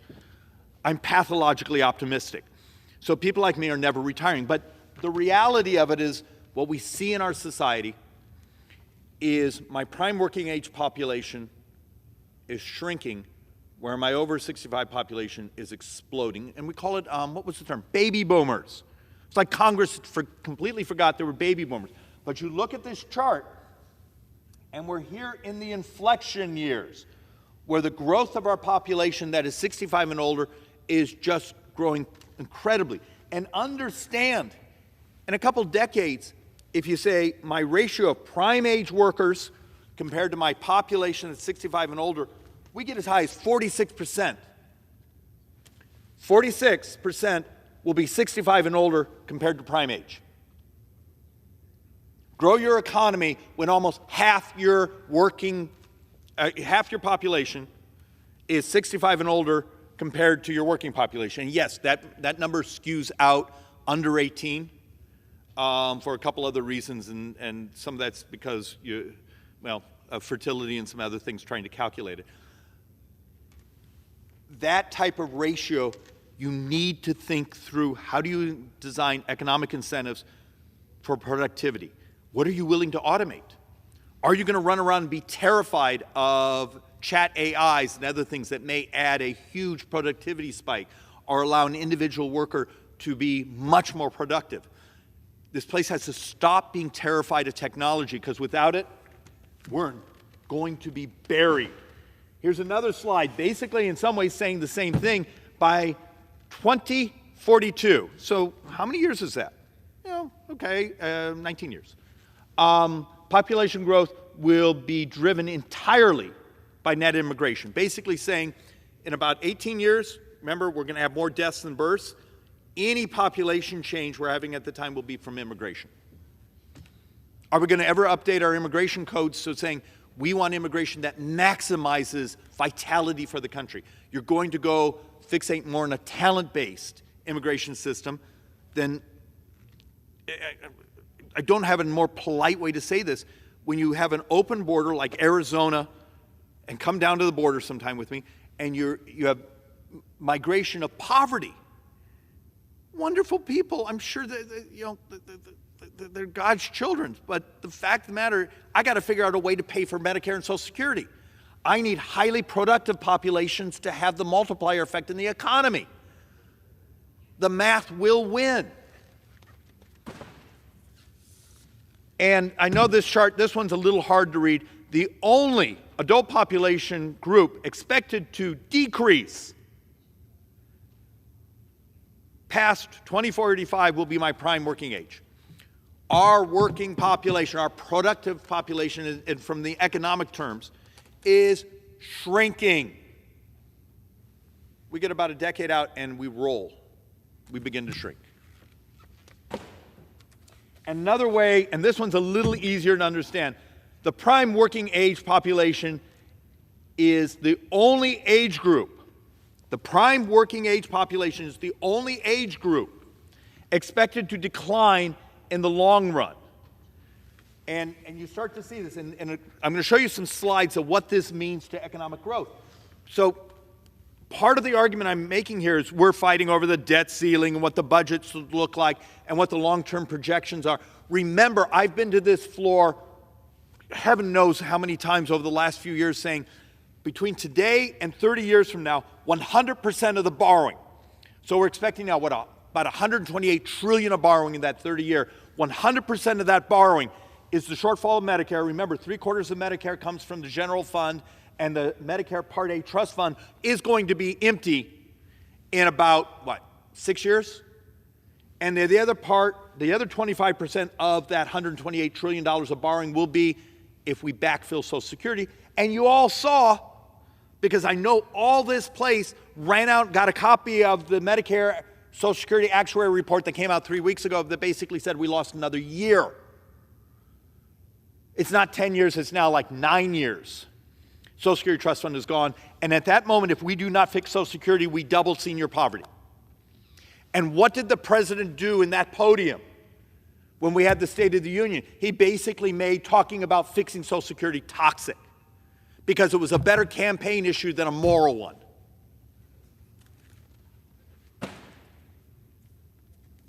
All right, a little bit more fun with math. An increase, large share of births, or an increasingly large share of births, are happening to women 30 and over. Why would you show this slide? It's basically when we're doing fertility curves, when your population, you have older parents, they have fewer children. And look, I'm one of these. I have 2 kids and I'm in my early 60s with my wife. Now we're an outlier. There were other health issues and other things. But this is actually becoming much more common, that as we wait for prosperity, it's so hard to start a family. It's so hard to find a spouse. It's so hard in the economics, particularly with what's happened the last 2 years, where if you're that working person and you want to get married, but you're poorer today. Remember, family formation is a derivative of a couple things. It's who graduates schools and your ability to find stable employment, to have economic growth. Most people will not enter into family formation until you start to have that level of stability. And the last couple of years, with the policies here, we're willing to give out stunning amounts of money to green energy, to this, to that, to whatever favorite group, subsidize really rich people to go buy battery walls. And we functionally subsidize people not to actually participate in the labor force. So another one, just a basically, and this is where it gets uncomfortable, but the math is the math is the math. And if we don't start to think about it, we're avoiding a really uncomfortable subject. Men's participation has fallen 19%. Now, I know this is like over the last 70 years, but something's going on in our society. And we've brought in an expert a couple of years ago, and the conversation was fascinating. It was a professor from one of the Ivy Leagues, and she was saying, look, we don't know if some of it's drugs, though we expect that. We don't know if some of it's video games. We don't know if it's also, and there were questions that, how many young men particularly, are put in hyperactive drugs during their adolescent years, other things. I mean, we just don't know, but we do know we have a crisis of young males coming back into society, and we need them. We need their participation for more than just their tax revenues from their labor. A healthy society is one that has the vitality where everyone is sort of loved and participates in the economy and has opportunity. And with that comes sort of the American dream of family formation and other things. But the numbers gotten ugly. Total 13% of prime age males are not working. Remember, I just walked you through some of the prime age male calculations. Or what that demographic was. 13% of the males in that group are not participating in the economy. You want an economic pop? I can fix things in the tax code. I can do some incredible things here with the Ways and Means Committee and the members here that actually care about economics to incentivize investments. But I also have a moral issue of I have a huge portion of my society that have dropped out. We need to understand why, and we need to bring them back. If not for economic reasons, just for basic humanity. And so you actually see, and we've been trying to dive into this to understand, okay, here is functionally, we're getting right up against the pandemic, but the new baseline is dramatically below where we were before. Male labor force participation. And it just continues to steadily decline. This is a problem. I can't make much of the math work in the out years. So I get members here who say, David, give me a plan to balance in 10 years. Do understand, I can balance.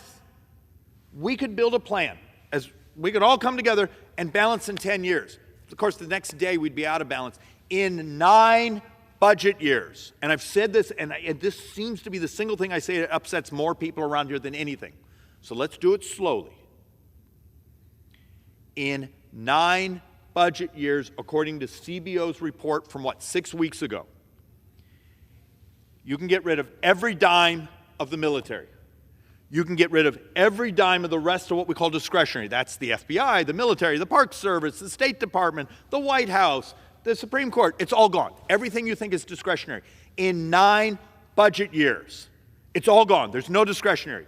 You still have to borrow a couple $100 billion to have enough cash flow to cover Medicare, enough cash flow to cover veterans benefits. And we haven't actually calculated in the fact that the actuaries from the Social Security Medicare just removed a year of actuarial life. So it may be much worse, because our math before was the very next year, so that 10 budget years, it's not a couple $100 billion you have to borrow. It may be several $100 billion you have to borrow if you were to backfill Social Security. These are demographic. Is that Republican or Democrat? It's a bit of both. But the fact of the matter is the primary driver of our debt is demographics. We got old as a society, and this place needs to be maniacally fixated on growth, on efficiencies, on adopting the technologies that make healthcare and other things less expensive but more accessible. If we don't do this, this math gets really ugly really fast. This is not something, we're not talking about something 20 years from now. We're talking about something, how many of you expect to still be with us in 9 years? That's what we're talking about. And you start to see things of this. So this is actually one of the things that's going on, and the number is actually worse. This is just the only chart we have that we've vetted. The number of males and females which are entering sort of our university world, they pretty much entered about the same, except graduation rates. Males are only about 40% are graduating, and I think the number now is in the high 30s. It rolled over again over the last couple of years. Females, God bless them. We're seeing around 60% of those are graduating. It's wonderful. But this number between there is actually a really uncomfortable conversation. It's called functionally family formation gap. How many that have succeeded, you got your bachelor's degree, you got your master's degree, you went through the university process, you've graduated. What's the population of prospective spouses? Something's going on in our society where we were trying to understand why are there so few family formation, and some of the demographers that responded to our question said, you got a problem. You got lots of success in females making it through college systems, university systems, and males. We have some universities where females are graduating at twice the rate. And that differential, because how much of this population is comfortable marrying someone who also did not graduate? And that's a tough thing. And we don't talk about things like here, but it's at such sizable numbers now. We're actually seeing it in our economic data. So let's see, what else can we produce that actually makes us uncomfortable? This is basically the same thing we just talked about, actually broken up by genders. But this trend, this chart ends in 2020. It's actually gotten worse in the last couple of years. But this is not a new trend. This has been going on for we've been tracking for about the last 15 years. And we actually have been also trying to understand what happens because of some of these societal factors, the fact that the economics of, government has pumped in lots of money, done all these things, but people are poor because they set off inflation with much of the economic policies and what the Fed did, but also the Inflation Reduction Act and all these other things where we just dumped money back into society and won't take responsibility for setting off inflation, to my brothers and sisters on the left. But with those economic headwinds, you're actually seeing other data of the delays in marriage formation or household formations. And with that, we're recalculating how many children we expect to have in America. Understand, half the states in the United States today have more deaths than births. Half the states today have more deaths than births. And as a country in total, in 18 years, we'll have more deaths than births.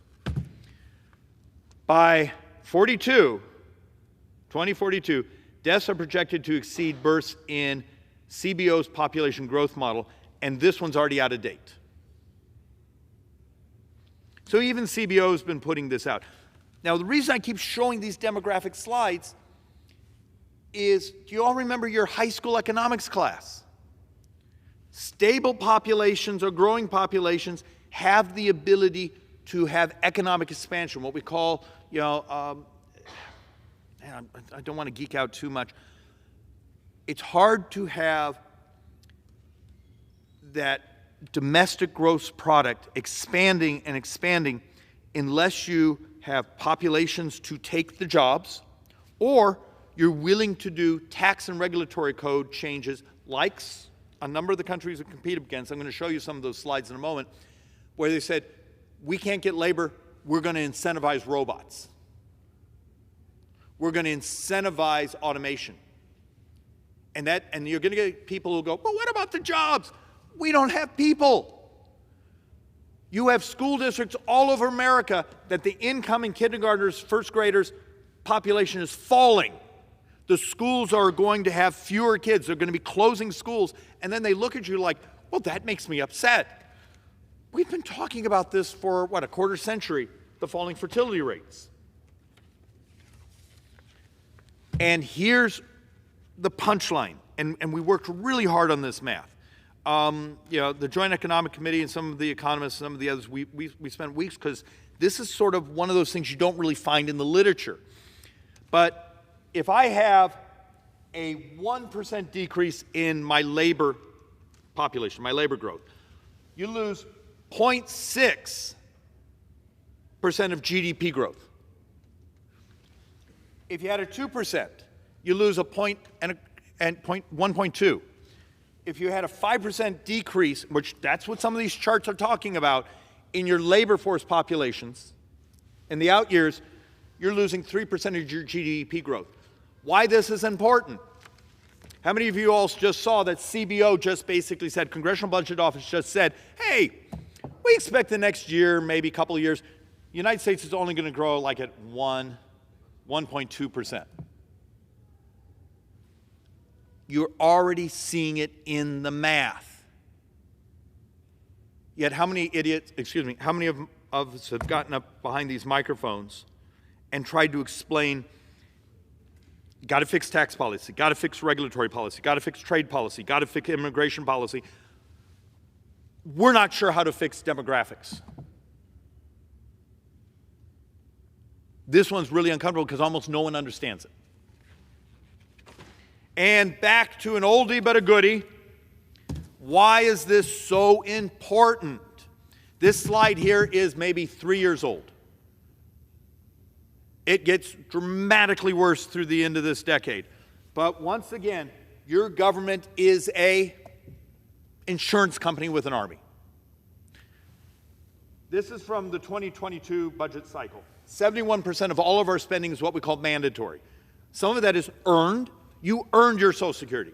You earned your Medicare. You earned your veterans benefits. Some things you get because you fell below a certain income. You get Medicaid, or you're part of a certain tribal population. The United States has a treaty obligation to meet. There are things out there. But the vast majority of this is what we would call earned benefits. So when you hear someone here, we say, oh, it's mandatory spending. We're not being disrespectful. You earned these. This is part of the societal contract.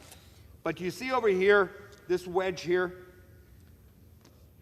defense and non-defense discretionary. That's what you all think of government. In 9 budget years, every dime of this and part of the mandatory live on borrowed money. Now walk in my door and say, David, I demand you balance in 10. I can balance in 10. How much of the mandatory do you want us to cut? Because we can wipe out everything else. Also, you're prepared to live in a country without a defense? Of course, violation of the U.S. Constitution, but a lot of these folks don't seem to give a damn, care about what the U.S. Constitution says anymore, as long as it doesn't inconvenience them. And here's the one I get the most nasty emails about. What is the primary driver between today and 30 years from now? It's not the primary driver, it's 100%. 100% of the U.S. sovereign borrowing between today and 30 years from now, 75% of it is basically Medicare.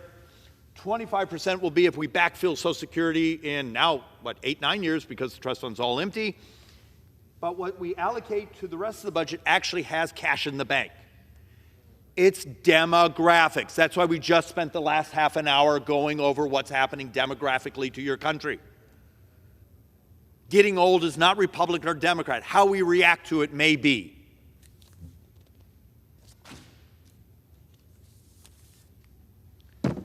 And just one more time, to understand 30 years, and this slide is already out of date, Social Security is on hard dollars. This is without the financing costs. If we backfill it, is $21 trillion short. Medicare, the part comes out of the general fund, which is 75% of all Medicare spending comes out of the general fund. Then there's this what we call Medicare Trust Fund, which the president talked about taxing, but it only produces, his new taxes only produce like $660 billion over 10 years, which is just a fraction of the spend, believe it or not. And that trust fund is functionally gone. So the Medicare shortfall is $48 trillion, and the financing cost of those two is $47 trillion added up, and the newest number, when we add it up, is closer to $128 trillion.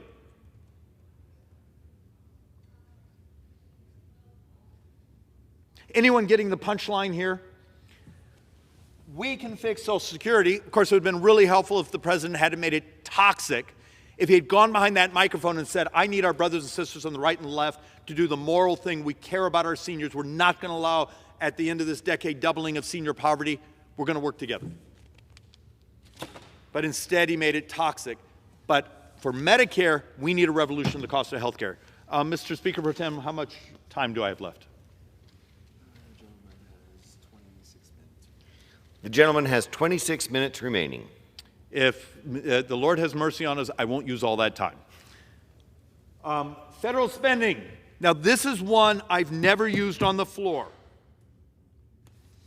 And it's been several years ago. I remember reading, actually, I think it might have been in The Economist magazine, which, and it was talking about in the 1970s, for every dollar spent on seniors, we spent $5 on young people. And that today, for every $5 we spend on seniors, we only spend $1 on young people. It's completely reversed. And this is basically what we're trying to say, is today, for folks 65 and older, and this is a 2015 number because it's the newest number I could find in the literature, we will spend $35,000 a year on seniors, and we'll spend $5,000 on young people. Just understand, that's what happens when your demographic curve changes.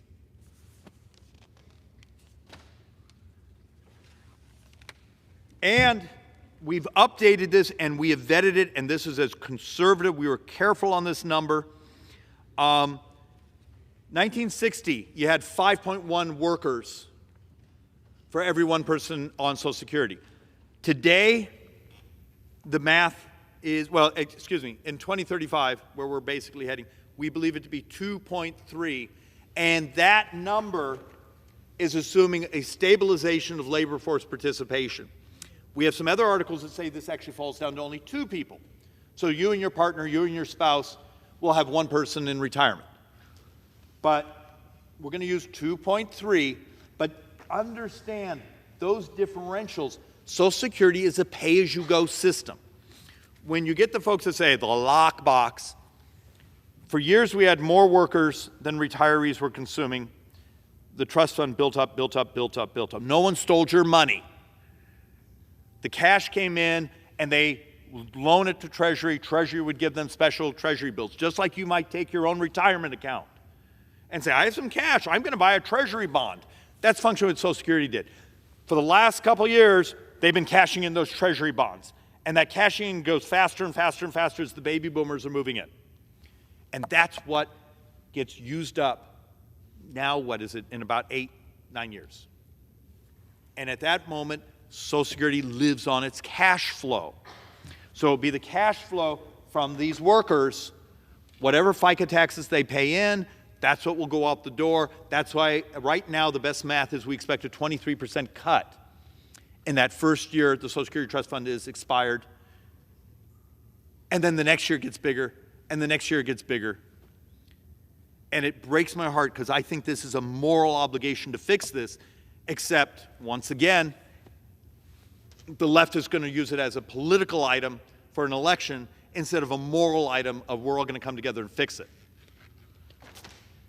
And for anyone out there, and I was surprised in these numbers, and this board I've used for years now, who says, just give me the money I put in. The United States government should grab that and run. But it's not, once again, it's not Social Security. Social Security, yeah, you get back every dime you put in, plus a little spiff. You would have made so much more. You would have been so much more prosperous if the left and these other groups hadn't stopped, what was it, 20 plus years ago, when there was a discussion of allowing younger workers to take a tiny sliver of that FICA tax and put it into the markets as a private account. We wouldn't be facing much of this crisis today. But the control freaks didn't want you to have any of your own money in the economy. So in Social Security, this is for a couple. And this slide is now a couple years old. For a couple, you'll pay about $625,000 in a lifetime. You're 40 quarters, you know, as you qualify and those things. But you're going to get back about $698. So what is that? About $72,000 spiff. But it's Medicare. That's my mathematical problem. In Medicare, that couple will put in about $161,000 because the only Medicare actual FICA portion or tax you're actually paying is that Medicare Part A trust fund, which we just talked about is, okay, depending on the mix, can be up to about 40% of Medicare spend because it's really sort of the hospital portion. But the vast majority of Medicare spend comes out of the general fund. So you, as a couple, are going to put about $161,000 in your lifetime taxes into Medicare. You're going to get out $522,000, and this is based on math from a couple years ago. We're told this is substantially different today because if all of you have looked at medical inflation numbers, medical inflation has been running about double mean U.S. inflation. So there's a whole bunch of ugly recalculations that are going to be happening around this place as we try to figure out what we've done to ourselves in this inflation cycle. Spending on mandatory programs is expected to increase as a larger share of the population is in retirement age. Duh. But we still thought we'd make a nice slide out of it. Okay. Social Security right now is functionally a little over 5% of all the entire economy. The entire economy goes out, 5% of it in Social Security. In a couple decades, that goes to 5.7. So Social Security, okay, it's fixable. It's Medicare. Medicare today, now this is Medicare, not Medicaid, not Indian Health Services, not veterans, just Medicaid itself. Today, the spend on that is about 6.4% of the entire economy. The next couple of decades, it goes well over 8%. When we get into large numbers, we actually often use percentages of the entire economy. So if anyone's paying attention here, we were talking about those earlier slides, that if we can maximize growth, because if we're doing percentages of the size of the economy, and you don't want to be putting out 8+% just in senior health care in the economy, grow the economy. And this number goes down. Change the price of health care by adopting technology, curing things. And the number of times I've come to this floor and talked about what we could do. Number one cost in society today is what? It's diabetes. 33% of all healthcare spending is diabetes. 31% of all Medicare is diabetes. If I came to you and said, what's the single thing you could do to maximize an impact on the budget, the debt, the borrowing, and also be one of the most moral things you could do in society? If you cared about income inequality for my tribal populations, and it's not income, my tribal populations, I represent the second highest per capita population in the world with their diabetes. But urban poor, rural poor, it turns out if you cared about income inequality, it's health. When we've been trying to do, and the economics, the math is really complex because there's so much noise in the numbers. as we say, noise in the data. But so many of my brothers and sisters on the left come in and say, it's racism, it's education. Well, it turns out the data may say it's actually health.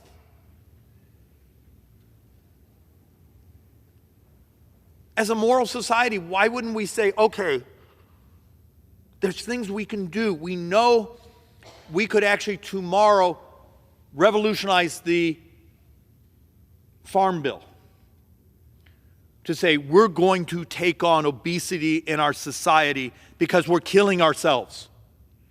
We're not going to hand you an EBT card that you can go get onion rings with. And yes, there's lobbyists everywhere here who are now upset that I'm not selling their onion rings. Welcome to the world. Every time you tell the truth about this math, you have an army of lobbyists in the hallway who are mad at you because you may have taken away dollars from who they're representing. I care so much more about the survival and prosperity of this country. Okay, how about the next thing? Have you seen the over-the-skin? Matter of fact, I saw the article that, a future Apple Watch is going to have a blood glucose meter in it. What would happen if you had our pre-diabetic populations who could actually watch what's happening to their body without pricking themselves? They can see it right there on their phone. Would that change society if you could stabilize the pre-diabetic population? Remember, diabetes is 33% of all healthcare spending. How about this GLP-1s? I have an article from University of Southern California, which I'm still upset they're moving to the Big Ten instead of the Pac-12, but that's a whole different discussion. Article basically says just the use of GLP-1s in Medicare, not Medicaid, Medicare populations would be $1 trillion. $1 trillion impact to the positive. We need to study that. Is that Republican or Democrat, or is it just giving a darn? And then I've come here a couple weeks ago when the company that has this incredible stem cell that they've actually tagged with CRISPR so the body doesn't want to add rejection, so you don't have to have anti-rejection drugs, and it's in phase 1, that actually gets a body producing islet cells again, meaning your body produces insulin again. That may be at the end of the decade, but because of the way they're doing it, you could do it in a biofoundry fashion, which meaning you could have a production line. It doesn't have to be designed to you. Why wouldn't we, as we're doing the budget discussion and all these other things, set a decade vision saying we are going to stabilize pre-diabetic populations. We're going to help our brothers and sisters get healthy again. And dear heaven, if it works, at the end of the decade, we could actually have people who've wrecked parts of their body's system to actually start producing insulin again. And it would be worth trillions and trillions and trillions and trillions and trillions of dollars of less borrowing. That's a vision. And this place is incapable, almost incapable of processing vision. But the reality is upon us. Annual spend for Medicare and Medicaid, and this number is already not enough. And by the end of the decade, it's functionally $1 trillion more annually. And the majority of that money will be borrowed. And I, in a weird way, wanted to close on this. We are still the shiny object in the industrialized world. We are still better off than people we compete with. We need to embrace that, but not lay on our laurels. We need to stop the stupid types of conversations we have here on the floor where we talk about the shiny object instead of the things that take down us as a republic, which is debt, which actually is our economics. And understand, this is what's called a dependency ratio. And it's not a derogatory term. It's an economic term of here's what I have in the labor market in a country, and here's how many people I have not in the labor market. It's not complex math. China. We hear the conversations about China, China, China. China's a problem. But China is on the verge of a collapse demographically. I'm one of those who believe much of what we see China doing is they're running around the world trying to build annuities because their one-child policies, all the other things they did, they are collapsing demographically. And they start to roll over in the next couple of years. I mean, where, boom, their working population is collapsing. Is that why you go out and buy ports and buy farmland and buy these things? Is you're trying to turn the world into an annuity so you have cash flow? It's worth thinking about. But here's Japan. Excuse me. Japan's already way down here. And they actually sort of flatlined. But Japan has done incredibly creative things. Incentives for seniors saying, if you're healthy and you want to, we're going to make it advantageous if you want to stay in the labor forces. Adoption of technology, and they have incredibly high savings rates. They are able to finance much of their own debt. We don't. We have a society where the majority of our population is living paycheck to paycheck, substantially because of inflation. But we fall, but we don't fall nearly as hard. Our demographic curve is ugly, but it's so much less ugly than Western Europe, than Japan and China. And the reason we did these three countries, this is number one, number two, number three size economies in the world. If we get the most basic tax, regulatory, immigration, adoption of technology policies right here, this can be a hell of a great decade. It can be a hell of a great century. This could once again be another American century.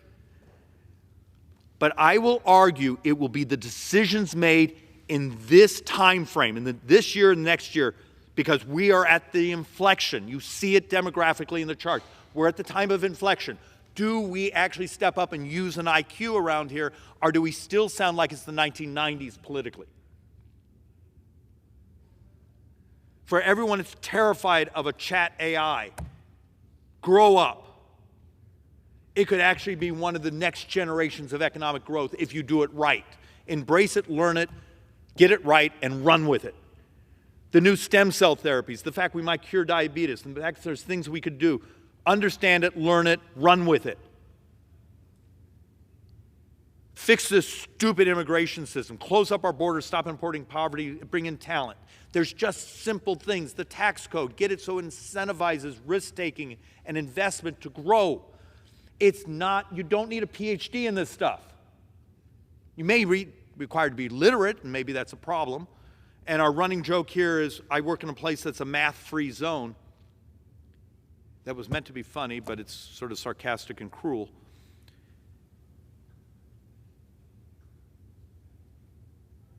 I believe really, really good things can happen.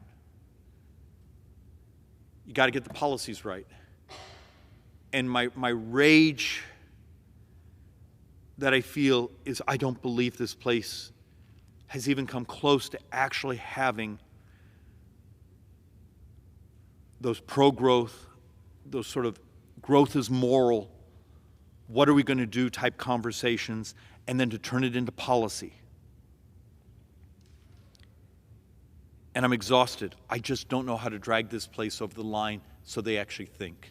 And with that, Mr. Speaker Pro Tem, I yield back. I'd like to thank the gentleman yields back.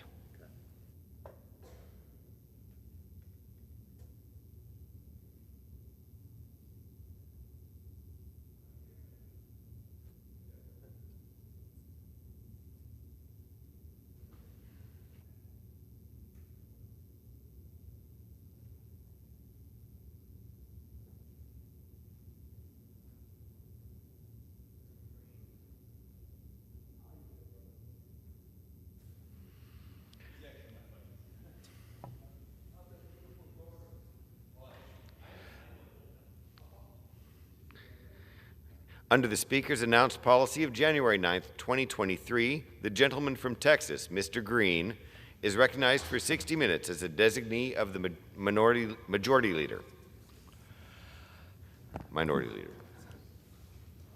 Thank you, Mr. Speaker. Mr. Speaker, and still I rise. And I rise today, Mr. Speaker, with a departure from my message that I fully intended to give, one that I believe to be exceedingly important. But I rise today to deviate from my message because of circumstances that occurred in the course of events here at the House of Representatives. On today, Mr. Speaker, we had Holocaust remembrance to take place.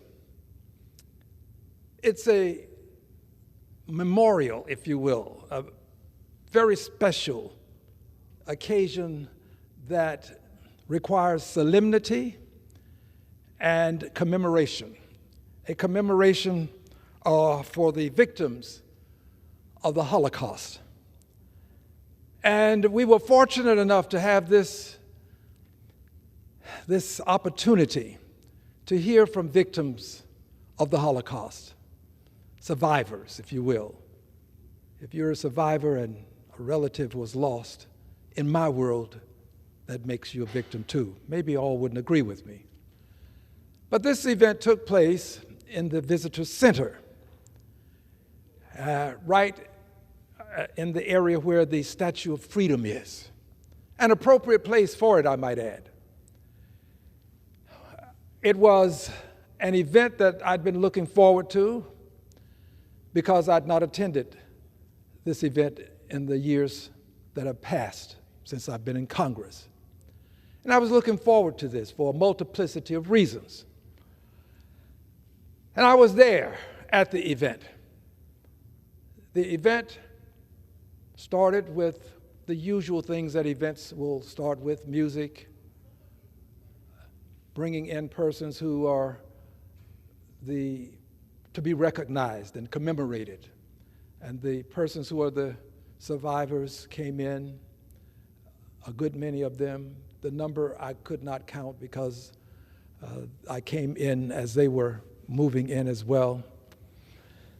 And there were members of Congress present. I wasn't the only one. We were there. And as the ceremony proceeded, we had a vote. And I had to leave. I'm the grandson of a preacher. I was taught that there are some things that you don't do under certain circumstances.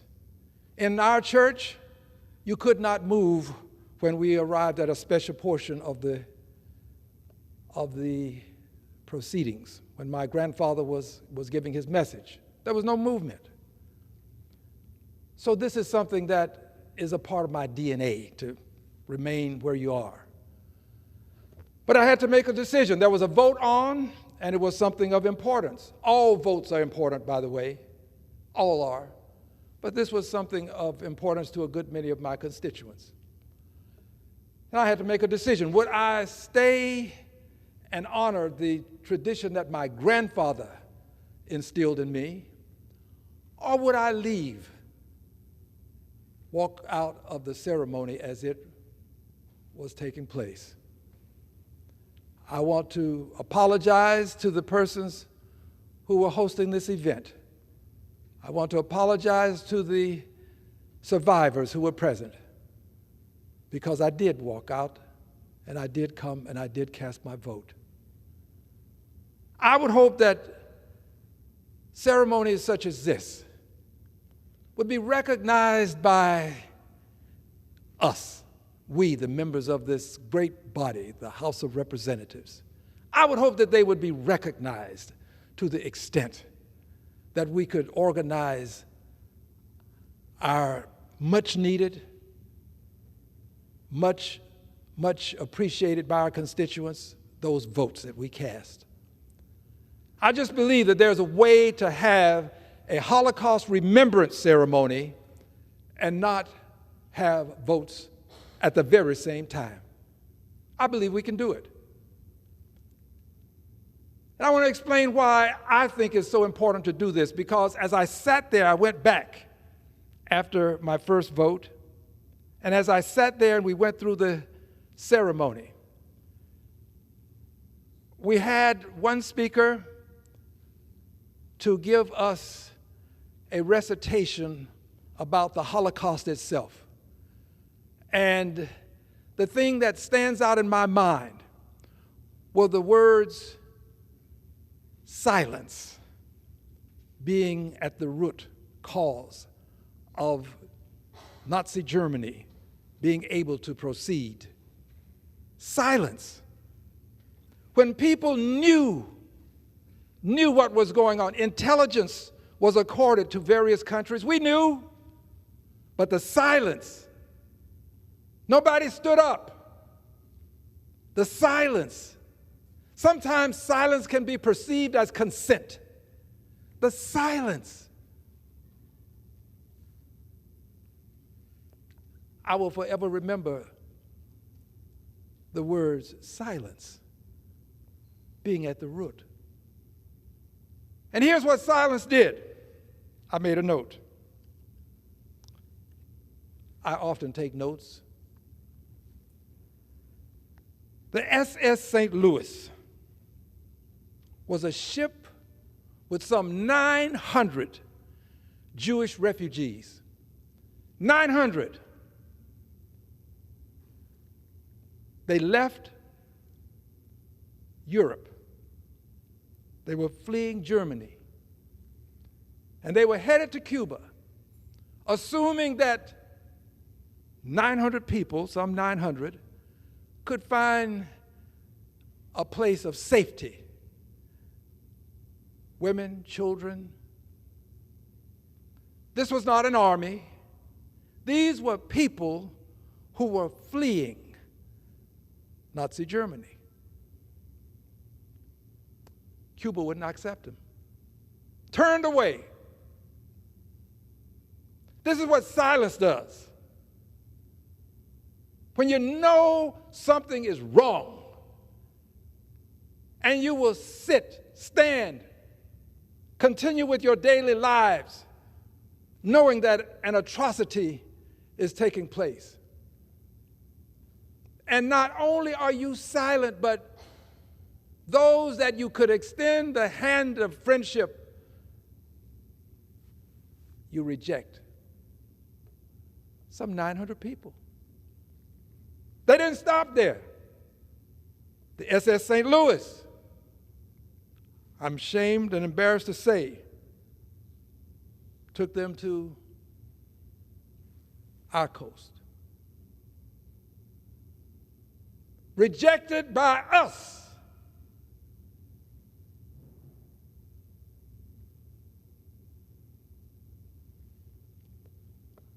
Silence can lead to unspeakable atrocities. Silence, when one can speak up and should speak up, when one can make a difference, can cause great harm to manifest itself. But it also does this: when you know and you're silent, and you have people who are reaching out and begging for help, and you reject them, that in and of itself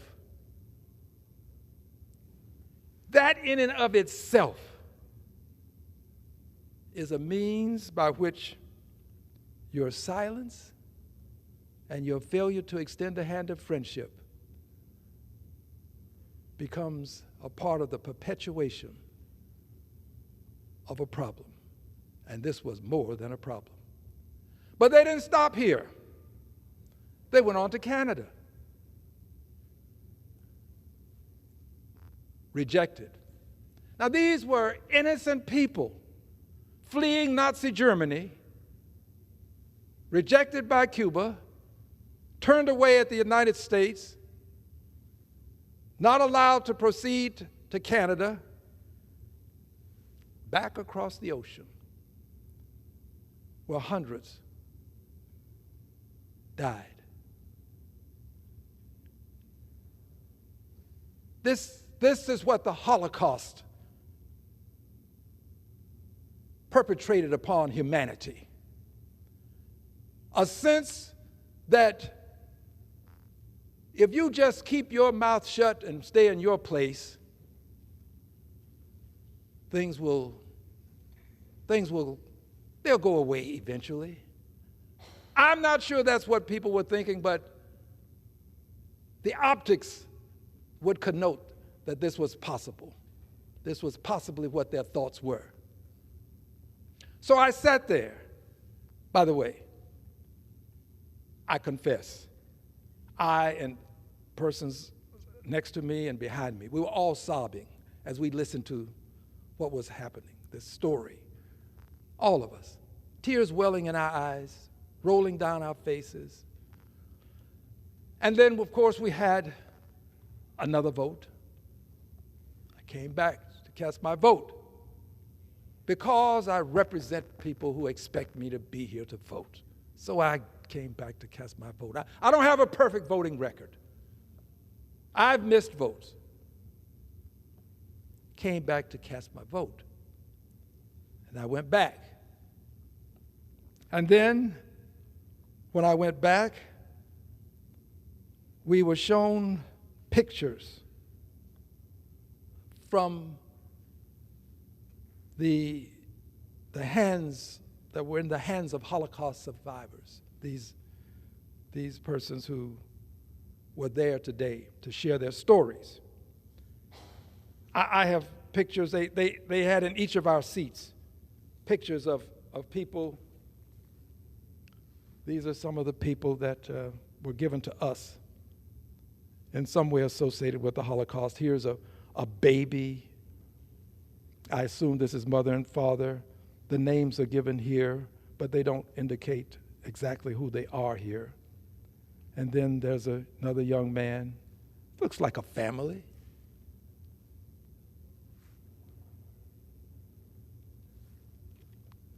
And along with the pictures that were given to us, these survivors had pictures of relatives. And they told their stories. In one photograph, one person said, "This is a picture of my mother and my father." Please forgive me if I don't get it entirely correct. I was there, but it was tough just being there. Mother, father, and she said, "That's my baby. My brother was in the stroller, and there I'm standing over here." And each one told us how the family or some family member was taken away, how they suffered the ultimate horror of the Holocaust. I cannot tell you how moved I was because some things are inexplicable. There are no words. Someone would ask, "Well, Al Green, are you a Jew?" No, I'm not, but I'm a human being. I'm a human being. The suffering of any one of us is suffering that every one of us ought to abhor. We ought not allow suffering to take place and not want to do something about it. We cannot be silent in the face of suffering. This is why I came to this floor just a few days ago to speak on the subject of young people, at least one of whom was killed under circumstances that make no sense. It makes no sense for a person to be killed who pulls into a driveway of another person's home or the property. That makes no sense. It makes no sense for a person to ring a doorbell and be shot. Miraculously survived, but shot. Not once, but twice. Ringing a doorbell at the wrong address, in the wrong driveway. It makes no sense for cheerleaders, the innocence of the youth, to simply get in the wrong car. someone ends up in the emergency room at the hospital. It makes no sense. Who among us can say that you've never made such a mistake? There may be some, but a good many of us have. And when we made that mistake, we were able to walk away. I did. I have done similar things. I was able to walk away. These people were shot. One is no longer with us. Ringing a doorbell, getting shot, pulling up into the wrong driveway, mistakenly getting into the wrong vehicle and shot. I ask this question quite regularly. What is wrong with us? What is wrong with us? We should be in mourning. The country should be in mourning just for these folk. But the unfortunate circumstance is we know that it will happen again and again and again. And as a result of our knowing, because we've seen the past and we've already prognosticated that what has happened would likely happen, so we believe it'll happen later.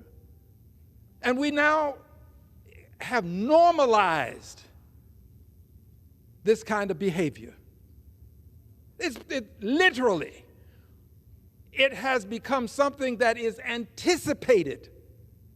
When we watch the news now, we're waiting on the next edition.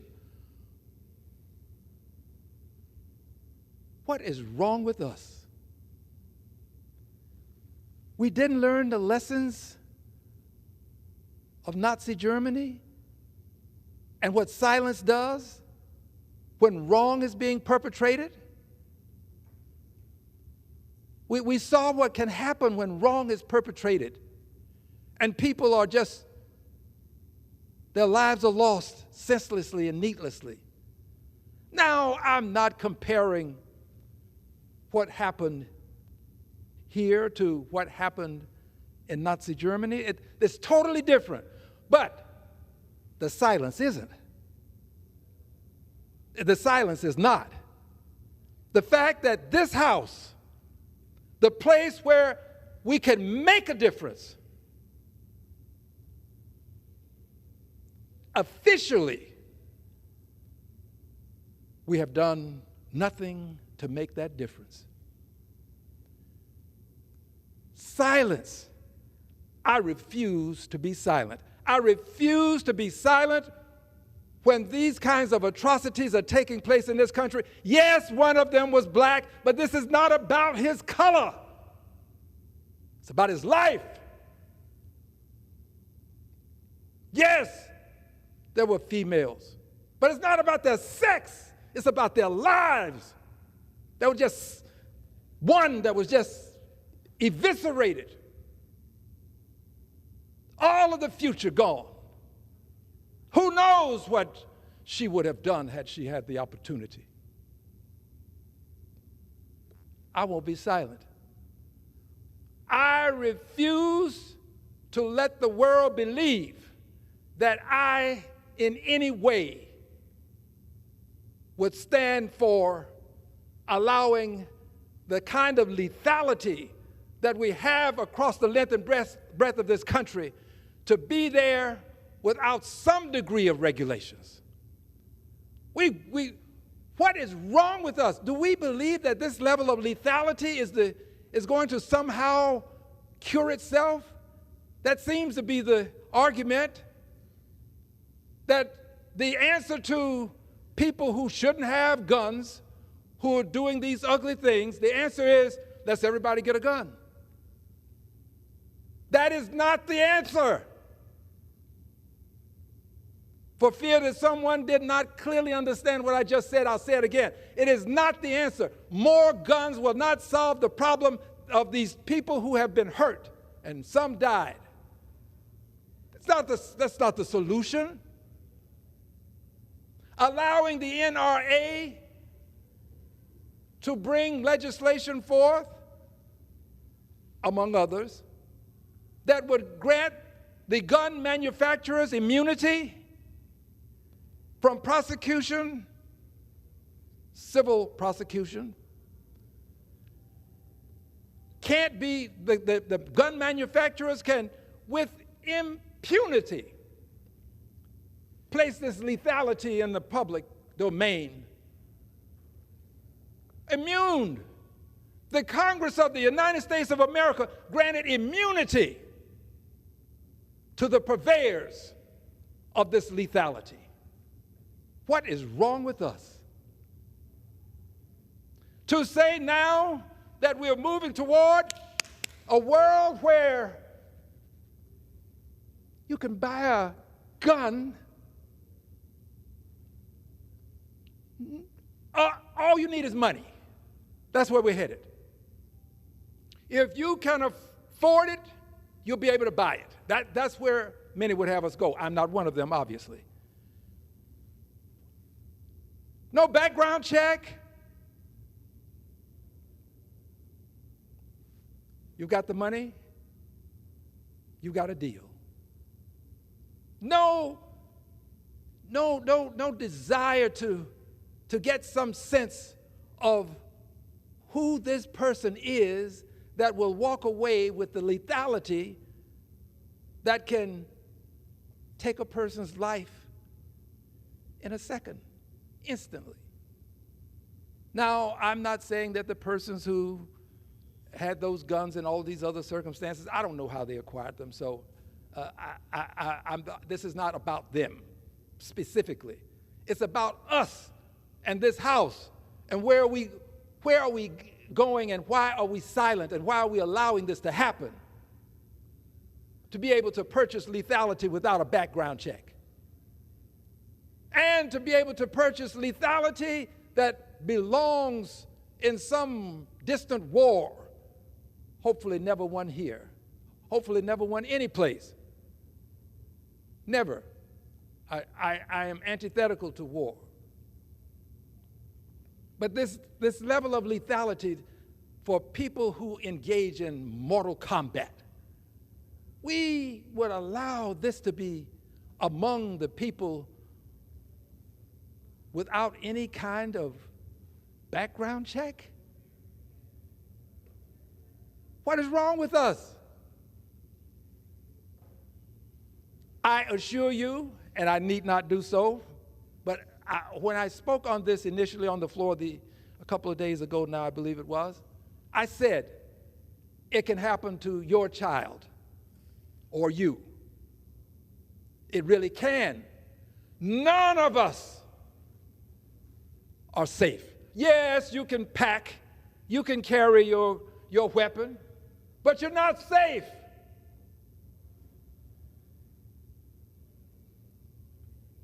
And if you think having a bigger weapon is going to cause you to be safe, you're just wrong, because that means that this level of lethality is out there and in the hands of people without background checks, without red flag laws to signal that somebody shouldn't have something with this level of death and destruction associated with it. These are instrumentalities that produce deadly force. I will not be silent.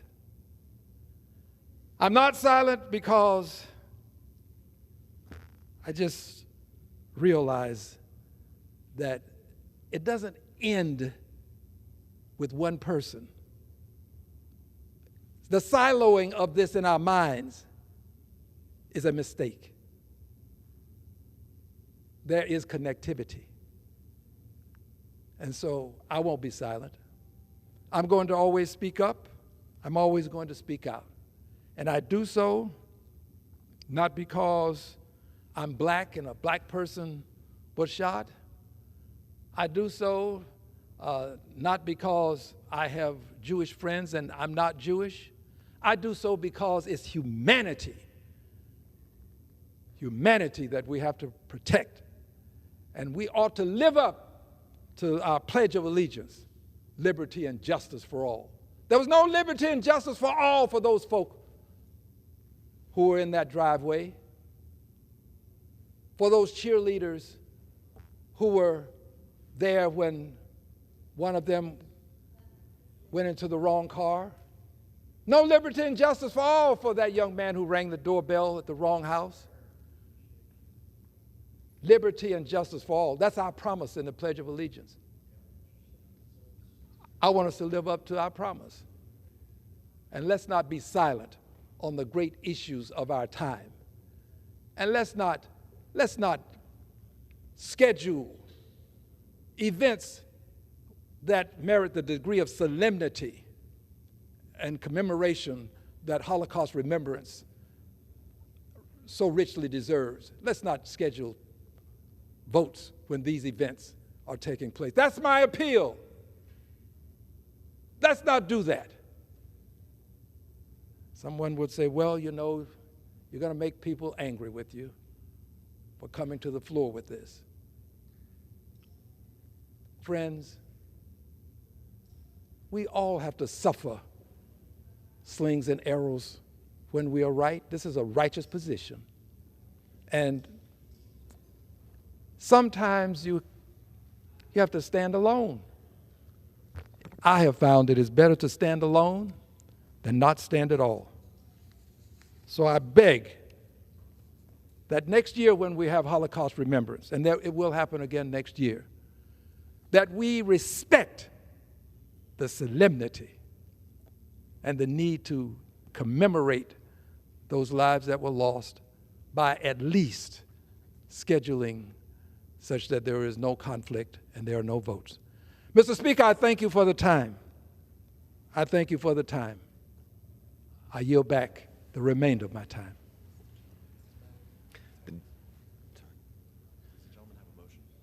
The gentleman yields back. Does the gentleman have a motion? Yes, Mr. Speaker, I now move that the House do now adjourn.